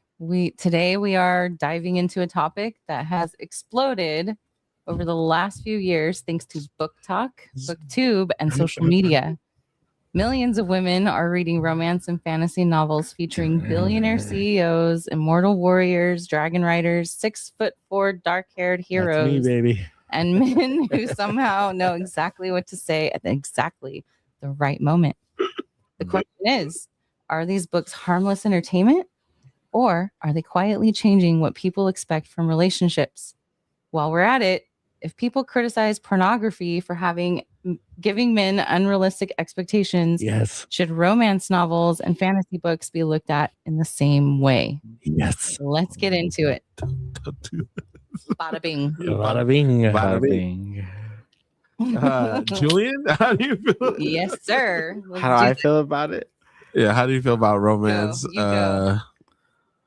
All of it. How do you feel So about like I don't really care. Like I if someone wants to read that, then read it. It's not my Cool. thing, but if it's like if you like it, then I don't know. I mean, who am I? You're- to you're say, a like, book- you're a book guy, right? Like you like reading books? yeah, I I'll like read reading books, books, or like yeah. I'll even like like I feel like anybody being into anything, like read what you want. I get Mhm. like if you're the smut thing or whatever, like it gets a bad look, a bad rep, but Yeah. like it's it's whatever. Like if that's what they're into, like they're harmless as long as they're What not do you doing nothing read, like Julian? weird. I more read like I guess my favorite book. I guess I love The Four Agreements. I think that's my favorite book. Okay. But- So or, like like- very inspirational type stuff.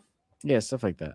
I like to read Yeah. stuff like that, or like if I'm going back for like old reads, like I like my favorite book series is like a series of unfortunate events. I like that book series. Oh yeah, Yeah. Lemony Snicket is Well, great. I'm kind of curious. Question number 1 for Mrs. Aristotle. Yes. Why do you think romance books have become so popular? Have men become Okay. that bad? No, I think romance novels have been around since a million billion years. Okay, it's First nothing cave new. guy was just Wuthering walking around. Heights. I remember my grandmother having Okay. like a fucking those little. You can find them at the thrift store now, and it has the guy that looks like Fabio on the front with no shirt and all the abs and whatever. Those are romance novels. Yes. The ones that people are reading now, the smut, the fairy smut, the Fairy smut. fantasy. It's Yeah. fantasy books that have, some heat in it. And Thanks. to compare porn, which like it's when you're watching porn, you're watching visual. people. It's visual. Yeah. That's what it looks Thank like. God. That's what you're I have to envisioning. read subtitles. That's Okay, ruining But porn. then when you read one of these books, it's almost like watching a movie that has, yeah. explicit material Yeah. in it. You're just seeing the scene. Yeah. But you're envisioning what you want. Yeah. You can envision whoever you want. That's That's true. the But fun of it. I mean that for me, like the romance novels, what you're talking about, that's someone that really needs to be someone that can actually visualize those things as they're reading it. Like, Mhm. I know not everybody does that. I've talked to several people, like they can read something, they don't picture it like we do. Like I read something, I'm actually picturing that whole scenario in my head. Yes, Right. I Not can do romance that. novels, but just Yeah. Okay, so that's a practice. I actually taught second grade this year, and my students, I read Charlotte's Web to them. They've seen the movie, right? Some of them have never seen the movie, and those are the ones I'm like, you need to close your eyes and listen to my voice, and it's like a movie in your mind, and try to envision everything. And that it's a skill, and the more you practice it, the better at it you'll get. Mr. Art. Why do you think these books are so popular right now? Are we just not romantic enough anymore? When was the last time you drew a bath for Mrs. Aristotle? A long time. It's been a long time. You're gonna get him Little in trouble. candles, some rose petals Oh, tonight. he likes candles. I think it's like don't give him any more ammunition. I to give his her own, ammo, please. man. I think I think it's been around. I don't know about it being like really new. I just think this is like this generation or our generation's version of it.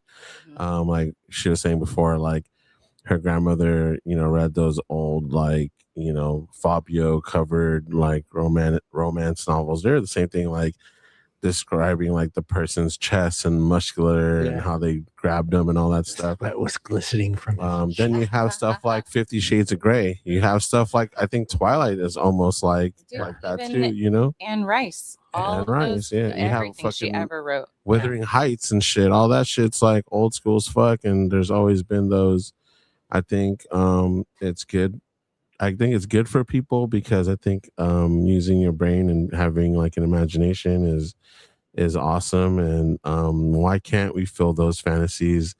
Like, okay, so now you gonna go out and chop some wood? I'll go and chop Take some your wood. shirt off? No, I'm gonna have my shirt on, bro. What are you talking about? I was gonna be the hot tub shirtless. Like the one thing, I don't know if Julian knows this, but you definitely know this, but Penthouse, our porn back in the day, it used to have a little bit of dialogue. It had a story. People make fun of I read Playboys like the for pizza guy came over and you didn't have the buddy to shit pay. like that. You need a fantasy, Playboy right? has won some major awards back in the day. Yeah, there bro. were some very amazing writers that were writing about Vietnam and political. I read it for the articles. A lot of people used to get caught up with that shit, dude. Believe it or not, a lot of men were. No, don't get me wrong. It's not like they didn't look at the pictures. They looked at the pictures, but there was some Pulitzer Prize. Is that how I say it right? Pulitzer Prize. Prize winner. Writers on Playboy. Yeah. In early 70s, 80s, mid 80s, but there were some big time writers on that. And then in Penthouse, there used to be like these stories. Oh, yeah. Right. And it's like these stories aren't real, but fools would like believe it. It's like, yeah. I was in the dorm and this guy, the pizza guy came in looking hella hot and shit. Like it was like that. It really was. Yeah. And look, man. And look, man. Not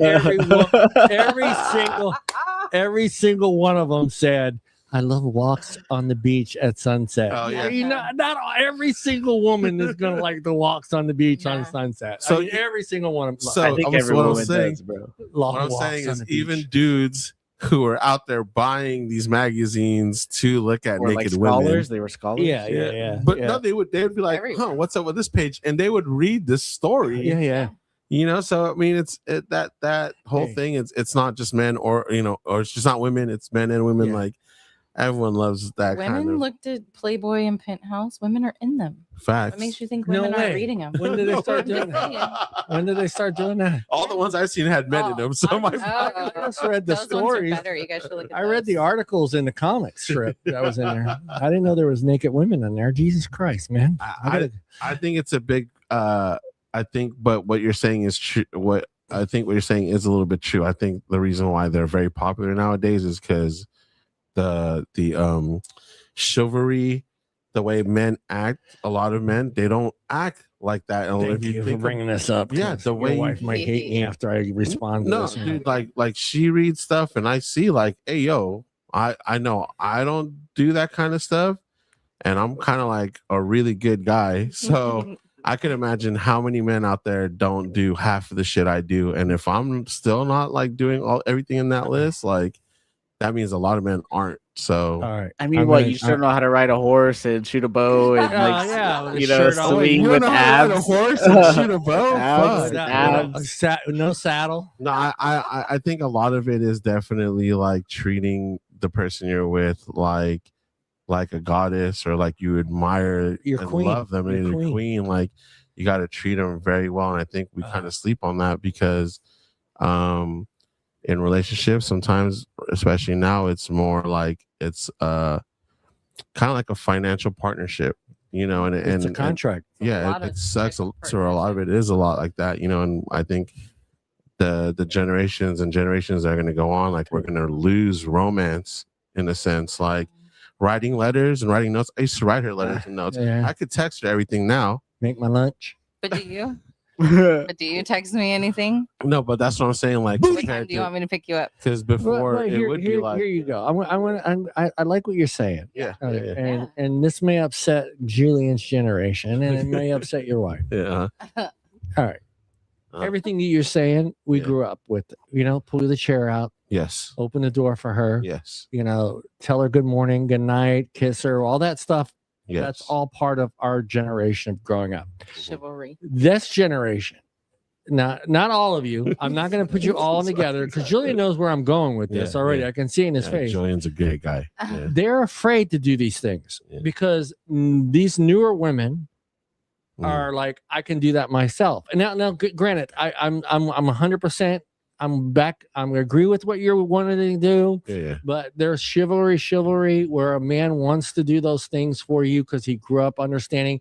I'm sure Julian has, wants to open a door for her for his car, wants to be able to hold the door open for her at the store, wants to pull out her chair, wants to make sure she feels like a queen. But this newer generation feels like, I don't need that. I don't want that. I don't want the man to do that. This new generation. I want permission to kiss me. I want permission to hold my hand. I want permission for you to touch me.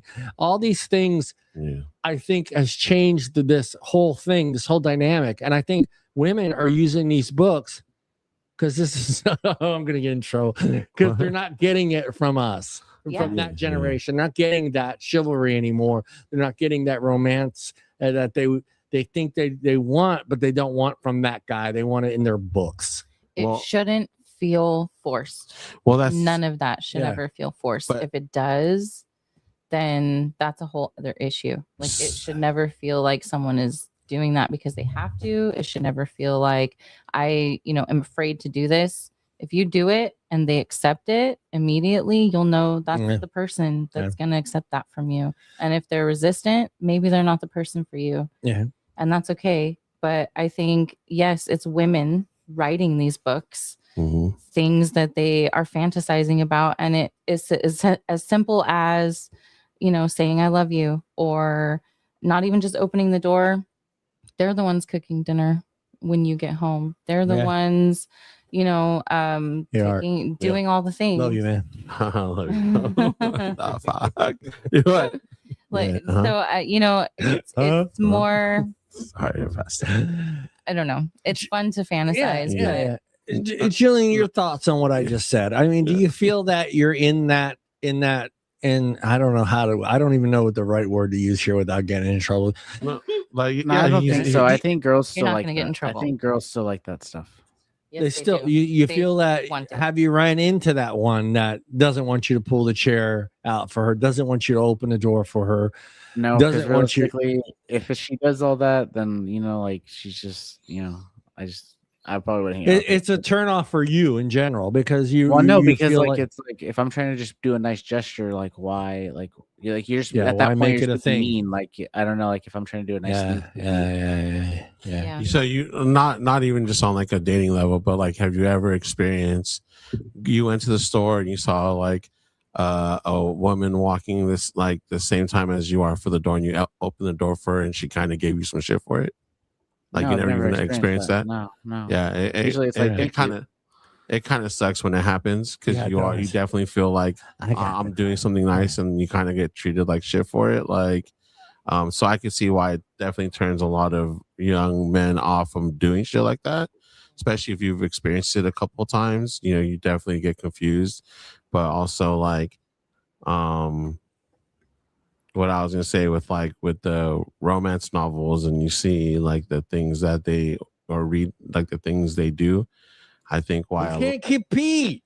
there's that too. I'm not talking rom-coms where you're lighting fucking 10 million candles, but I'm talking about like the rose petals from the outside, the all the way rough, up. like the rough stuff, like rough. because we're saying smut, right?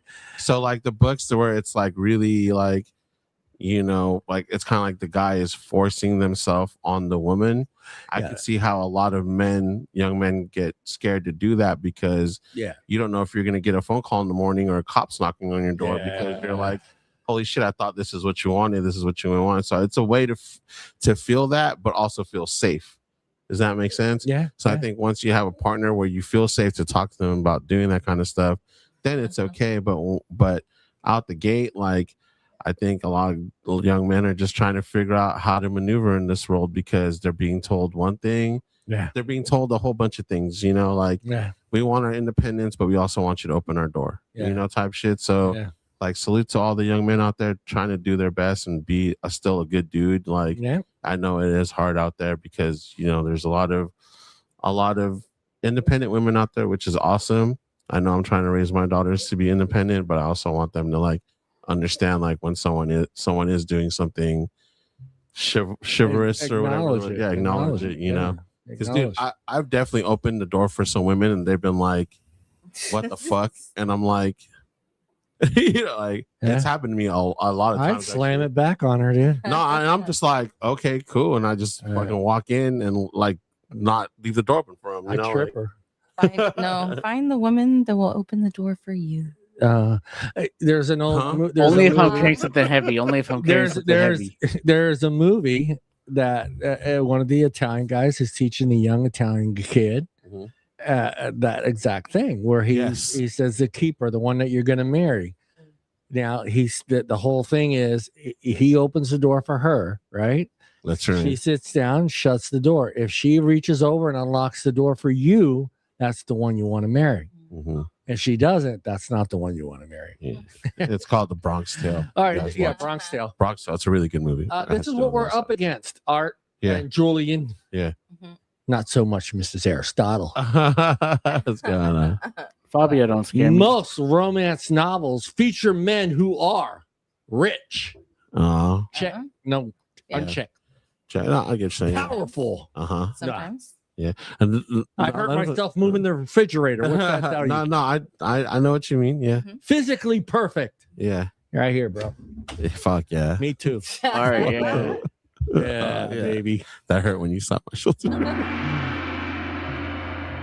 Booyah! Emotionally intelligent. That's us. I'll take that one. Hey, that's important. That's probably the only thing on there that matters. Protective. I'm protective. You protect Art. Yeah, I can see Art kicking some ass. Completely devoted. That's Art. That's me. That's Julian. Yeah. We got that. All right, this is a tough one. To you. Great communicators. I am a bad communicator. It is a skill to be built. Julian, are you a great communicator? Oh, Can you communicate your thoughts to her? what you're feeling at that specific moment when she looks deep into your eyes and asks you. I'll sit there and cry, John. I'll sit there. Oh yeah, you can work the tear then. That's nice. The tear, just the one, dude. I literally thought you're really good when you can suck. When you're really good is when you can draw that tear back in. That's when you know you're perfected. Because I gotta keep it. Because I gotta keep it. I can't give that. When she looks at you, you go, "Are you crying?" And you go, "No." You gotta suck it right back up, right? And then I tell her, like, "You're not even worth the tears. You're not even worth the tears." Listen. I'm not sucking anything back. I'm sucking nothing. You weirdos. Weirdos. I think me and Art and Julian got the last one. Incredible lovers. Yeah. Incredible lovers. Huh?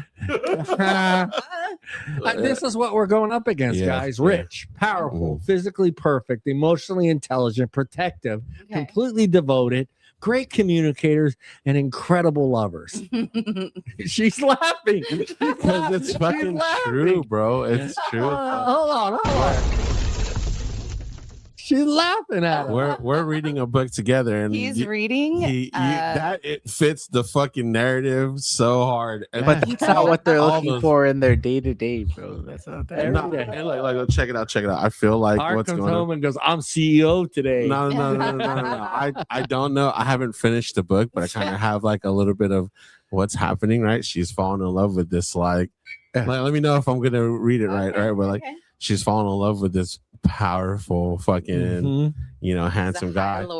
He's a high lord of high prince of fairyland, but like then but then she ends up getting she ends up falling in love and getting like I guess rescued by just like some like lone wolf guy, dude. Some so like dude. some Just random, the lone wolf. the lone wolf guy, bro. Who's a fucking lone wolf? Dude? He's a like master like archer or something. I don't know what he is. You don't even know yet. I don't even know yet. Yeah. But you know what? The fucking the rich dude, the handsome rich dude fails every time, bro. Come for your bitch. You better watch it.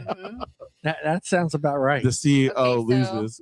There's things about it though. It's not just all like this crazy thing. He teaches her how to read, and he's intentional, and he's thoughtful, and he's caring, and he's handsome, and Julian. if you're in a committed relationship and you're reading these books and you have all this fantasy, you can envision whoever you want. Jacked. Okay. Jacked. He's out there chopping wood with no shirt on. His upper body. He doesn't care about taking the shirt off because he's a man. He's sweaty, man. He has just the right amount of buttons unbuttoned. Sweat dripping down his torso. Bags. Yeah, I think that little patch of hair just below his belly button. Mm-hmm. Huh? No. So also though, teenage children, girls who are reading these books. Yeah, they shouldn't be reading them. And have never had intimate relationships with other boys or men or whatever. That screws them all up.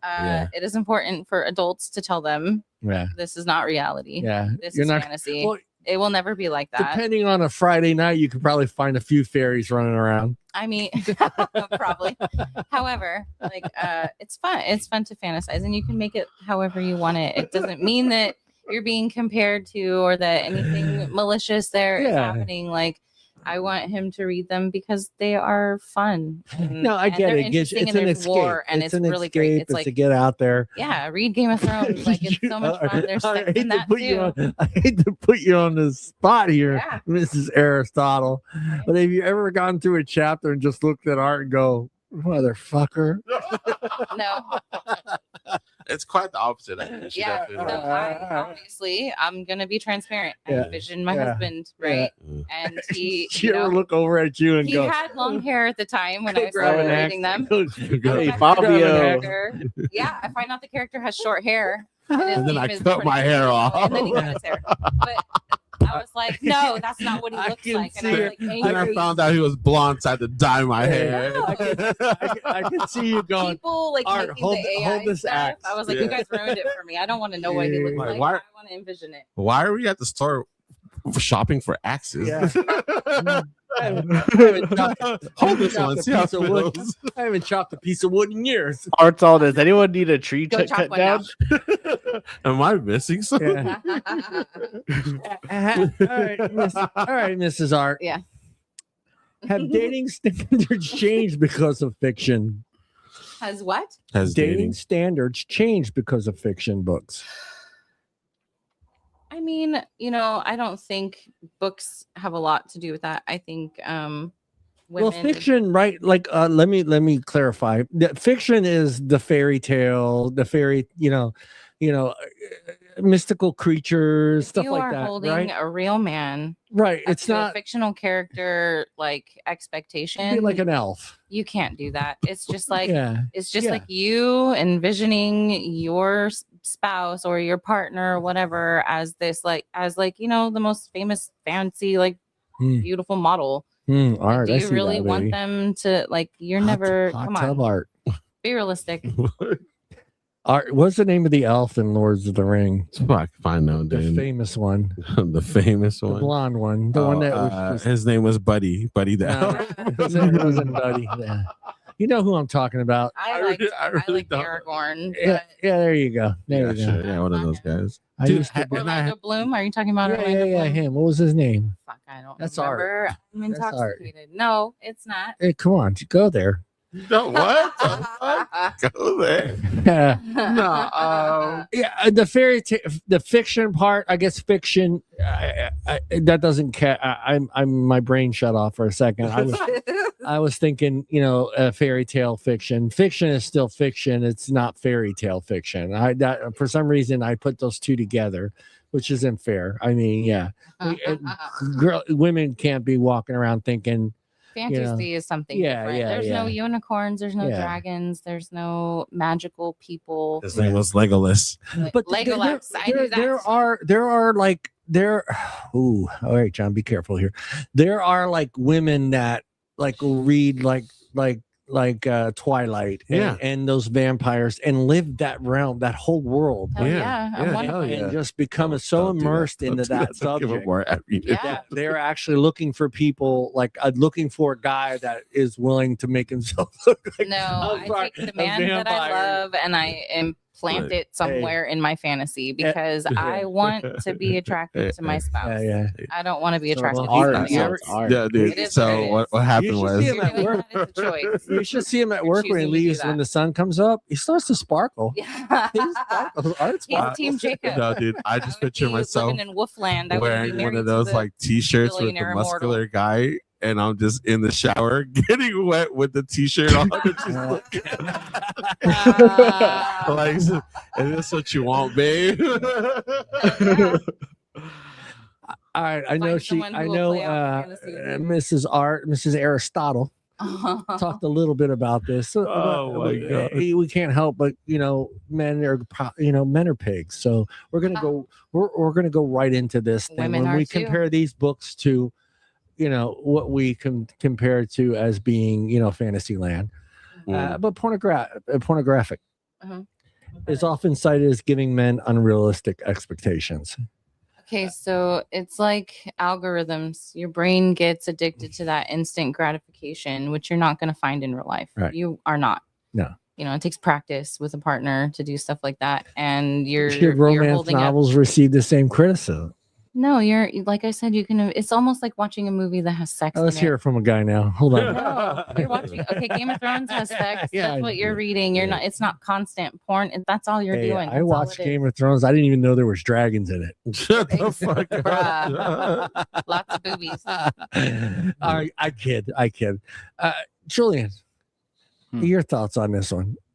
Do you think that because women always say we get unrealistic expectations from watching porn, like some of us aren't as flexible as some guys, and some of us aren't as long as some guys, but It's a skill do you issue, bro. feel that these books are also doing the same thing, but it's just their version of our porn? Like Not it's ours. really. I don't think. I don't think it's as. I don't think it's as like. I mean, I don't think they're really comparable. But I also I don't know. I don't see a problem with the novels. Like if they want to read them, they want to read them. If a dude's gonna watch porn, then a dude's gonna watch porn. Like realistically, it's it's kind of like his business and her business. But also, like isn't it desensitizing? Yeah, I mean, it's all like you mean like the books or like porn too? No, I like watching All of it. porn. Like, oh yeah, even, sure. Yeah, maybe even the books. Yeah, I'm just saying like all you whatever these people want to do, just let them do it. Like that's why I'm like they're gonna do it We're regardless. adults. But that's why like a romance novel. Like if I was with a girl and she was reading a romance novel, I wouldn't care. Like it's not like I wouldn't imagine that I have to look over at her. Would you look over at her and ask her what specific character you feel that you represent in her books? I don't know. I don't know if I would like ask questions like that. Would you? Nah, I wouldn't. Would you, Art? No. Would you? What was the question? Would you say? Would you look at Mrs. Aristotle and say, "Who do I? Hey, you're on chapter 6 on that book. No, is there anybody that reminds you of me?" I definitely wouldn't, but she told me immediately. Yeah. Immediately. She was like, "You remind me of this character that I'm in this book I'm reading," and I didn't even know like what was like going on in the book at the time. And then when I found out, I was like, "Oh, it was pretty interesting." So, what you're saying with the stuff, right? So, like, one thing there's two things that come to mind. So, one time, like, funny story. Once I found out what those books were about, they're called like the Court of Thorns or whatever. ACOTAR. I was at the doctor's office waiting, just a regular checkup, and this lady sitting across from me was reading that book, and I'm kind of like, I wanted to say something to her, like I wanted to like, just kind of like say something to let her know that I know what those books are about, but not like in the creepy way. I just wanted to be like, oh yeah, my favorite, character is Rice-San or something, like to like fuck with her, but or like I wanted to be like Team Rice-San, but anyways, team. The thing that you guys are talking about with like desensitizing, it goes back to like a very funny Friends episode where Joey and Chandler, they get free porn. Yeah. Like they just were flipping the channels on their TV and they're getting porn. So like it's free. Like we can't turn it off. So they're just watching porn for like days on end, right? And one of the lines he's like, "Hey, weird thing. The hot pizza girl came over and she didn't want to have sex with me." Like that's kind of what happens. Like you really just start thinking that's how your life goes. It's just like anything that you consume, like it starts you start being immersed and in that life. So I think for men and women, whatever you're getting into, definitely let your partner know, so that way you could be immersed in that life too, and you guys could enjoy it together. That. That's what I was. That's why you got those elf ears. I was gonna bring him in today, but you know what? I'm not gonna do that on camera. He can be the sexy elf, and I'll be Gandalf. What the fuck? Art wants to be Gandalf. You shall not pass. Gandalf. I'm Liv Tyler. Yeah. Liv Tyler and Gandalf do not like any time do they Gray. have a relationship. What's his name? Gandalf the Grey. Professor Gray. No. Professor Gray. Wizard Gay. I don't know what his name is. Bruh. I don't know what his name is. Research summary. Studies suggest that fiction can increase empathy, improve emotional awareness, encourage communication. Hey, man, you want to wear those elf ears tonight? Help people understand emotions. It's true or false? I don't know how many times I've heard that. What? Is all that stuff true or false? Yeah. What do you say? I think it's true. Yeah. Yeah. Reading anything will do this reading. for you. I think reading is so important. Read anything. Read articles, read on the internet, read comic books, read graphic novels, read magazines. I don't care what you read. Please just read anything. Yeah. Something. Always watch stuff with subtitles so you read it. Subtitles. Yeah, I watch everything with subtitles. Possible negative. I gotta head out. Oh wait, well, let me give you the negative ones. I would like your response. I gotta get to bed. My cousin Joe's here. Joe. What's up? What do you think about Joe? What do you think about fantasy Julian, books, Joe? Joe? What do you think about love, romantic novels and fantasy stories? Do you think it's ruining relationships? Not for you. It's Unreal expectations. Joey got a pair of those elf ears. Yeah, you got tonight he's Gandalf. Yeah, hell yeah. Yeah. Unrealistic expectations, relationship comparisons, and dissatisfaction when fantasy becomes standard. It's just art. Huh? What? Just me? No, dude. I think, No. dude. You know how many? All right. I Check this out. So I love when he does for the men out there who might have a woman who's reading these books and you're feeling a certain type of way about it. If she talks to you about it or if she's telling you about it, like embrace it. Imagine if she wants you to have that, like, you know, if you're like nervous or like, I don't know, insecure about the fact that she's reading those, like just think about if you expressed yourself and you're like, hey, you know what? I really like Princess Leia in that gold bikini, or I really like Laura I don't know Croft. what that is. Oh yeah. No. I'm just reading something. Oh yeah, like Laura Croft, you know, from Tomb Raider, and then your lady starts dressing like that. Like you would like that, right? So do the same for your chick, bro. If she's into these books, like get into it. Never looked like Angelina Jolie though. But if she put on that teal tank top and those, I guess I could imagine khaki shorts, you know, and the But gloves. See, these books are not. They're describing what someone looks like. Yeah. You can pass over in that. detail. Let's Yes, be that's honest. Doesn't matter. There can be 8 pages just detailing the guy's Not chest. in the books I read. Oh my God, that's boring. I'll skip through Just that his shit. chest area is like 4 Yeah, pages. I don't know. I think Yeah, when they're you're pretty trying to Am I compare right, Art? someone to another person, Yeah. that's something. Yeah, I mean, Jesus Christ. my point of saying that He's is got just one like, chest hair, just like think redhead chest hair. if you're feeling some type of way because your lady's reading these books, Yeah, I don't think get into it with her, and you know, like I'm pretty much like, dude, fulfill that fantasy, because think about it the other way around. If you wanted her to look like, you know, like Laura Croft, or if you wanted her to look like Daenerys from fucking Game of Thrones, like, wouldn't that be cool for you? So then it'd be cool for her. Like, Again, there was dragons in Game of Thrones. There was dragons in it. I'm just saying, man. There's You know, dragons, but there was I was gonna say naked. Jason Momoa's character, but I forgot. Who's I don't know who that guy is. Khal Drogo. If she wants you to look like Khal Drogo, bro, I'm screwed. Yeah. I'm screwed. I could easily envision my husband as Khal I'd Drogo. have to get Come on. fucking. I'd have to get surgery. Be imaginative, people. All right. Yeah. All these 5 questions are for Mrs. Aristotle. Yeah, let's go. All Have fine. books ever changed your opinion about relationships?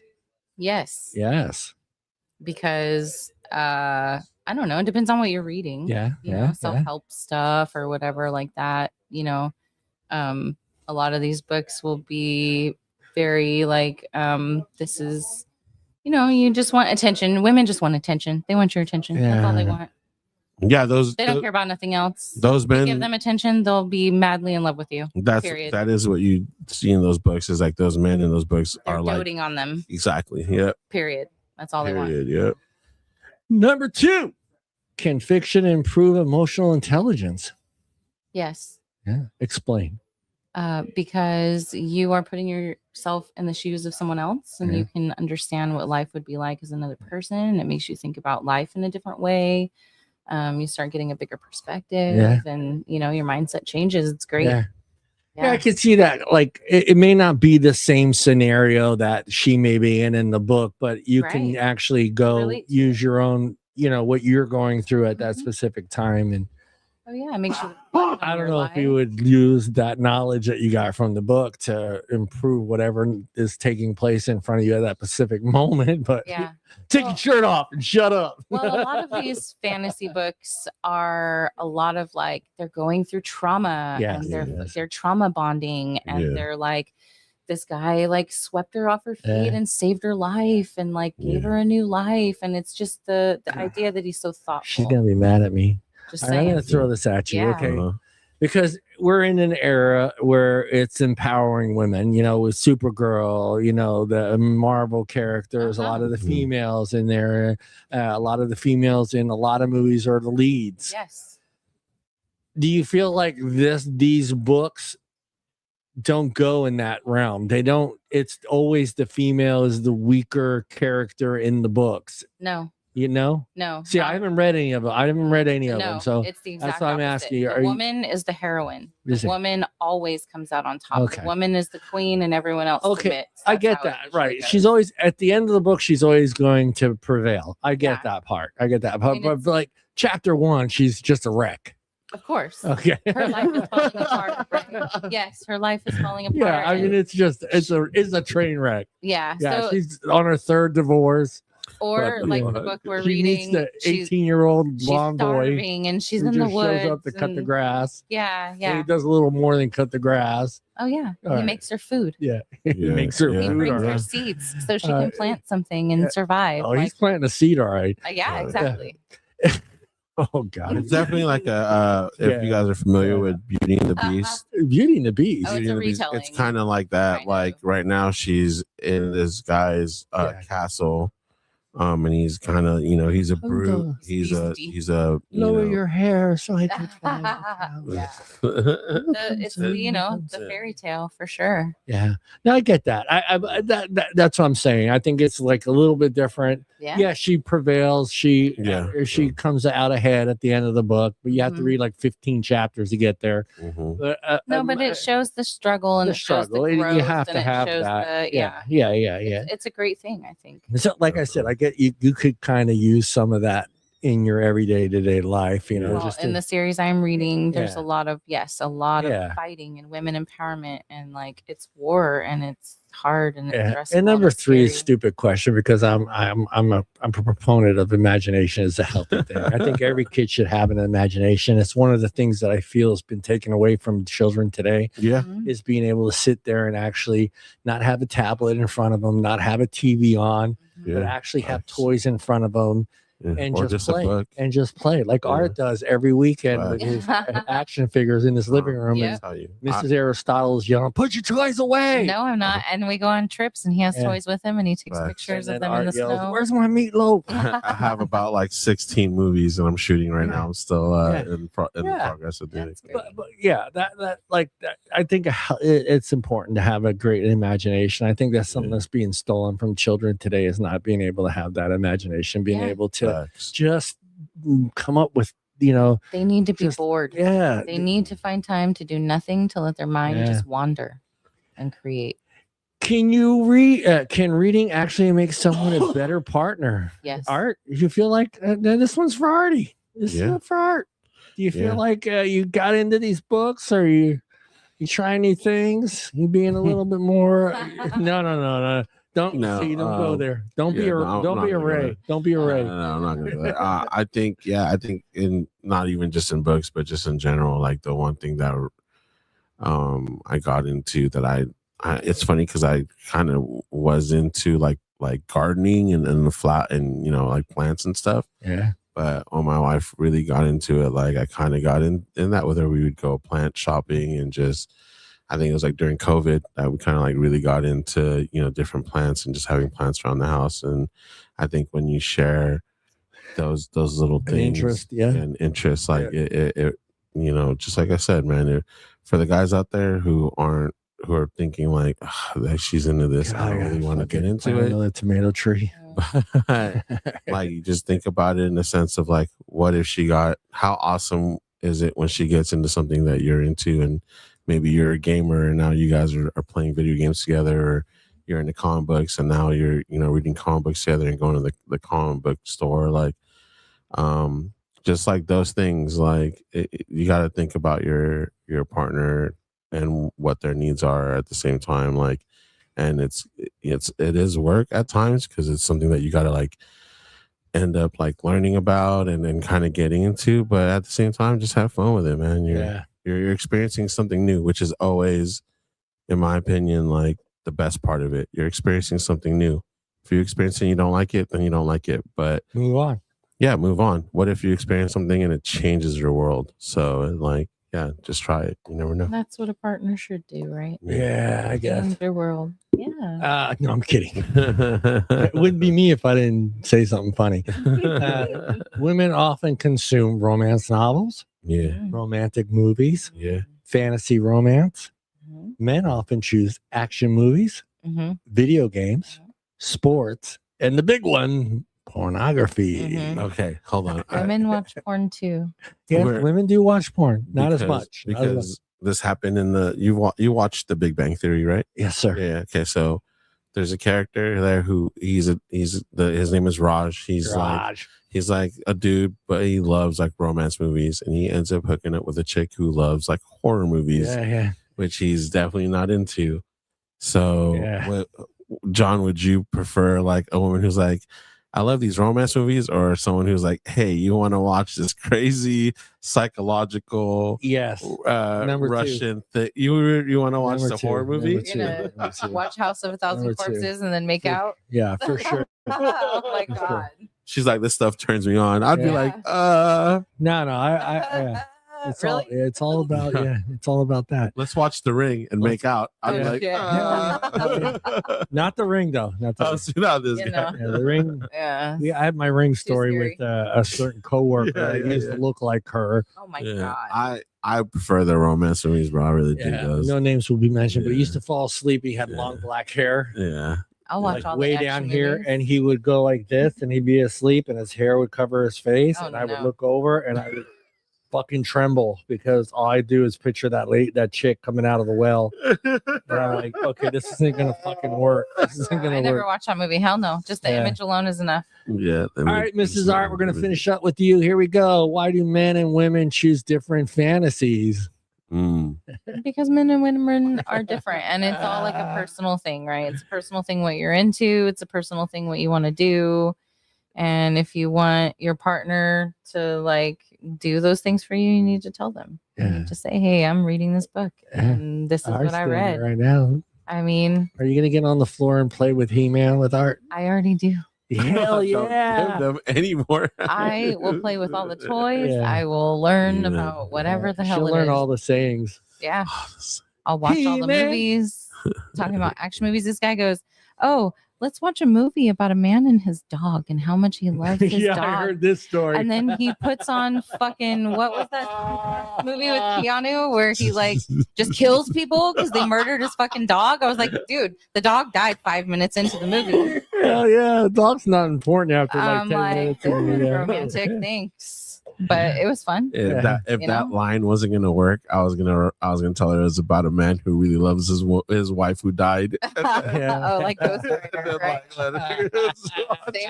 So watch. Same movie. I wanted to watch John Wick, dude. What kind of, here we go. Here we go. The rapid fire debate part. Art, soulmates, real or fantasy? Real. Mrs. Art. Real. Whatever you want in life, believe it, and it'll happen for you. What do you think, John? Soulmates, real or fantasy? Fantasy. Okay. All right.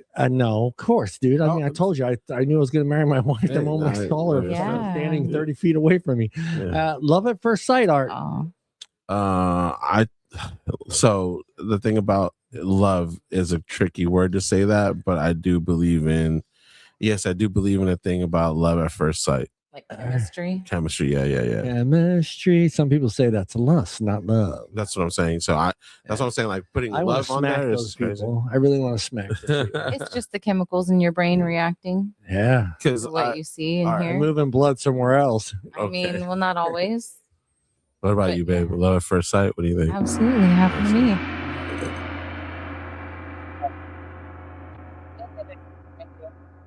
Art. Yes. Prince Charming. Absolutely.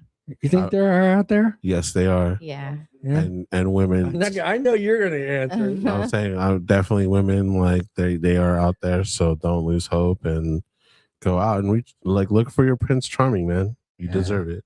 Yeah. Mrs. Art?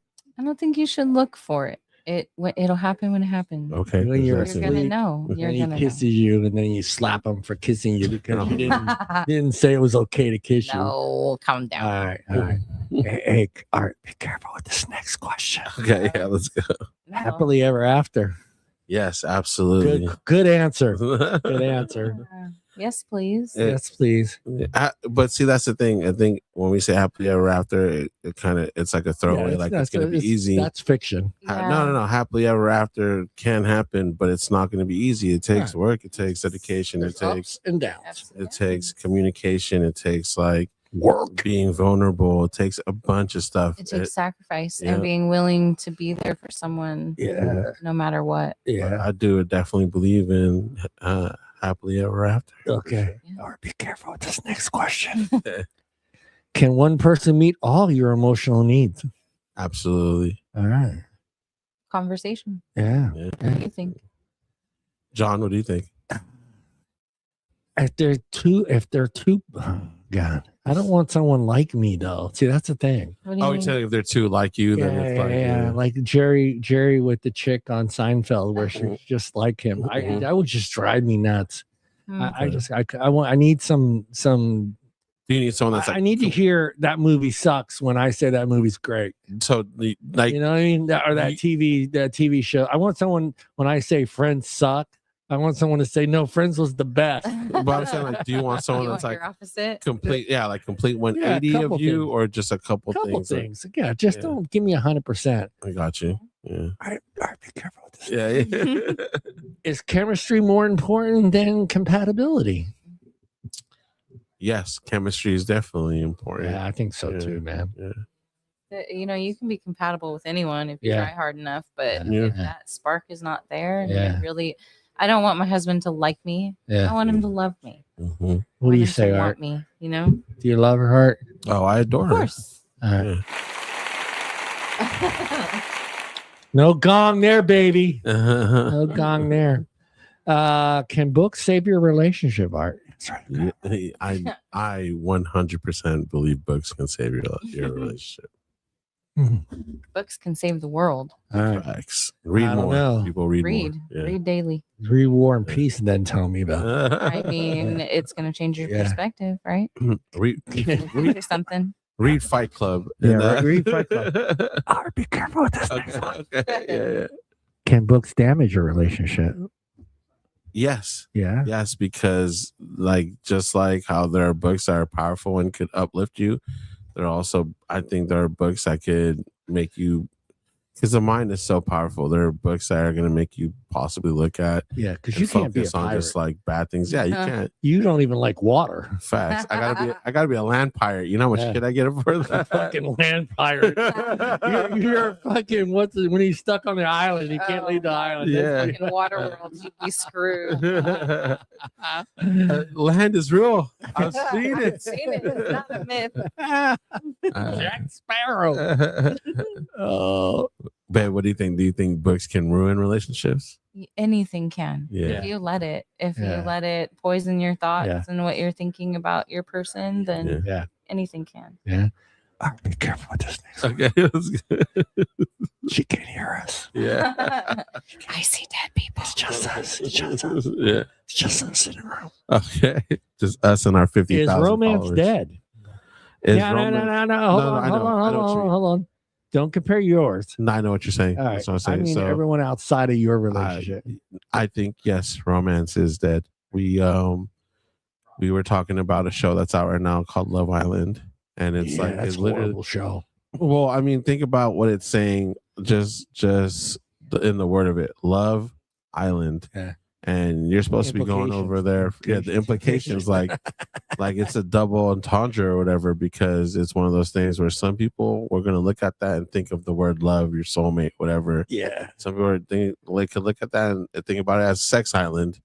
And so depending on like your mindset and how you look at it, and those people that are on that show, nothing against them, like do you and do your thing. But I just don't want like the younger people watching that show and thinking that's what you got to do in life. Yeah. Like I am 100% that guy who believes like that chick you meet at the farmer's market or that guy you meet at the coffee shop could possibly be your partner for life. But because we're too busy looking at our phones, we're too busy thinking about what else we could have, we lose that.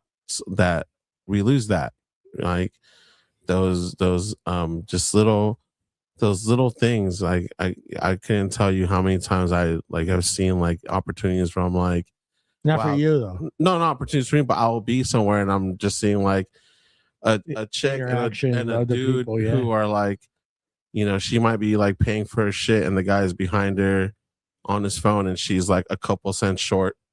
And he could easily been like, oh, hey, you know what? Fuck it, I got you. Yeah. And that could have been something, but instead he's on his phone, has earbuds on. And it's like, you miss those opportunities in life when you're, you know, just, I don't know what he was doing. Is he on Instagram looking at hot models? Is he, oh, you know, he was, you know, trying to figure out how to fix a fucking, you know, no, he wasn't 420, I love you. It's 420, baby. I love you. But that's what I mean. Like, hey, so I love you, man.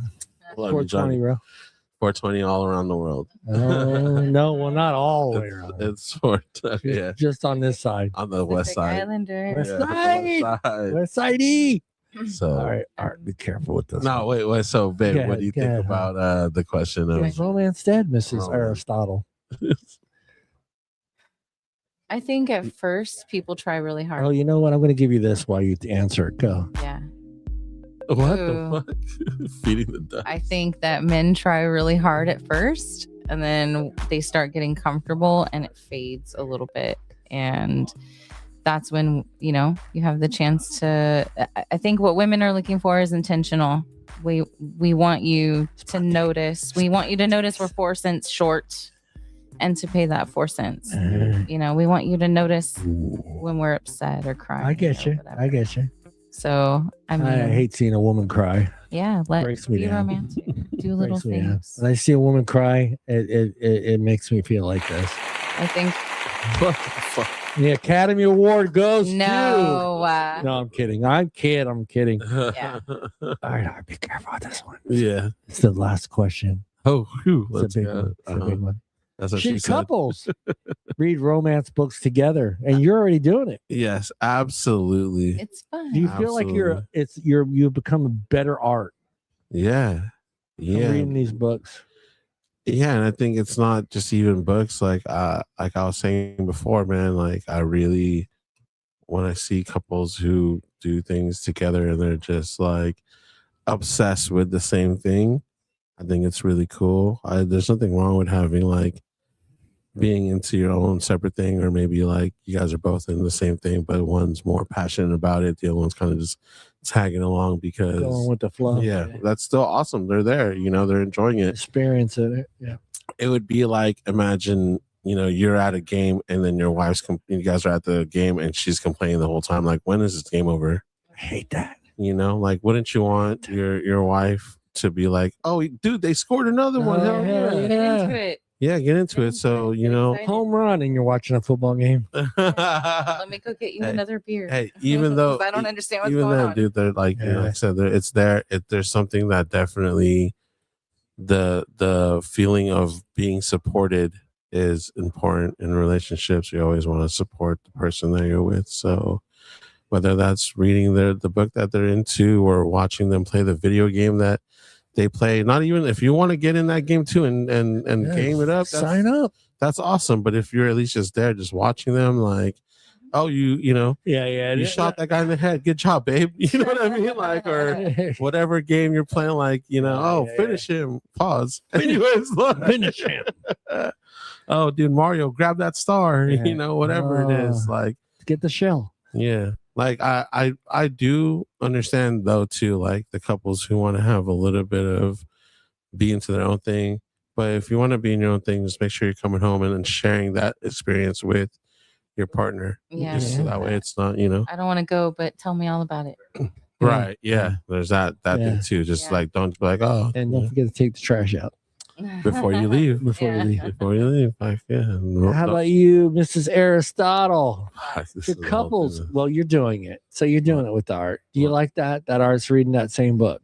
So it's more than just like the romanticy part. There's like some war scenes and some crazy stuff that happens. And I'm really excited for him to hear. Hell yeah. And they're making it into a show. Yeah. They're going to make it into a show. So I'm excited for him to watch it with me. That? Hell yeah. Hell yeah. She got me into Y'all Game are going to love it. It's badass. And it's fun. And again, there was dragons in that, huh? Yeah. She was watching Game of Thrones and I kind of got into it like third season. I didn't know there was dragons in there. There's not dragons in the one I'm reading. I didn't see a single dragon in Games of Thrones. I don't know what I was watching. Maybe I was watching the wrong show. I don't know. Yeah, you had to have been. Come on now. Those are her babies. There was 3 dragons in there. Yeah, the last 3 dragons. Yeah, and only one lived.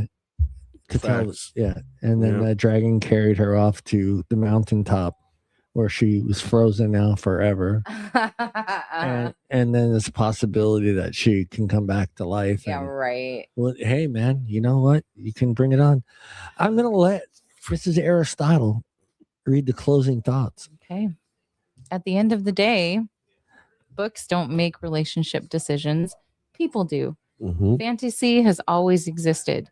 The key is remembering the difference between entertainment and reality. Whether it's romance novels, superhero movies, action films, or pornography, every form of media can shape expectations if we let it. The healthiest relationships aren't built on fantasy. They're built on communication, trust, respect, compromise, and choosing each other every single day. And that's something no novel can write for you. Thanks for joining us on another episode of the Afternoon Delight podcast with the boys. Thank you for having me. Yeah, we love having the only educated person on the show. Yeah, it kind of makes us feel smart. Yeah. I'm not going to front. Yeah, you know, it was a good show without Spineless here. Bobby, we miss Bobby Hustle. We miss you. That's it for us. Read the books, enjoy them. I mean, if that, I just don't think that me and Art are gonna rip our shirts off and go outside and chop wood all of a sudden, or we're gonna become the next CEO. Oh, it's happening. Or we're gonna tie you up in our private dungeon that we have in our house. Rip that shirt off. Come on. Yeah, don't do that live. Don't do that live. We'll get it cut right off the air. I'm working on my abs, and I'm working on my stomach. Mm-hmm. Abs, forget abs. Forget about it.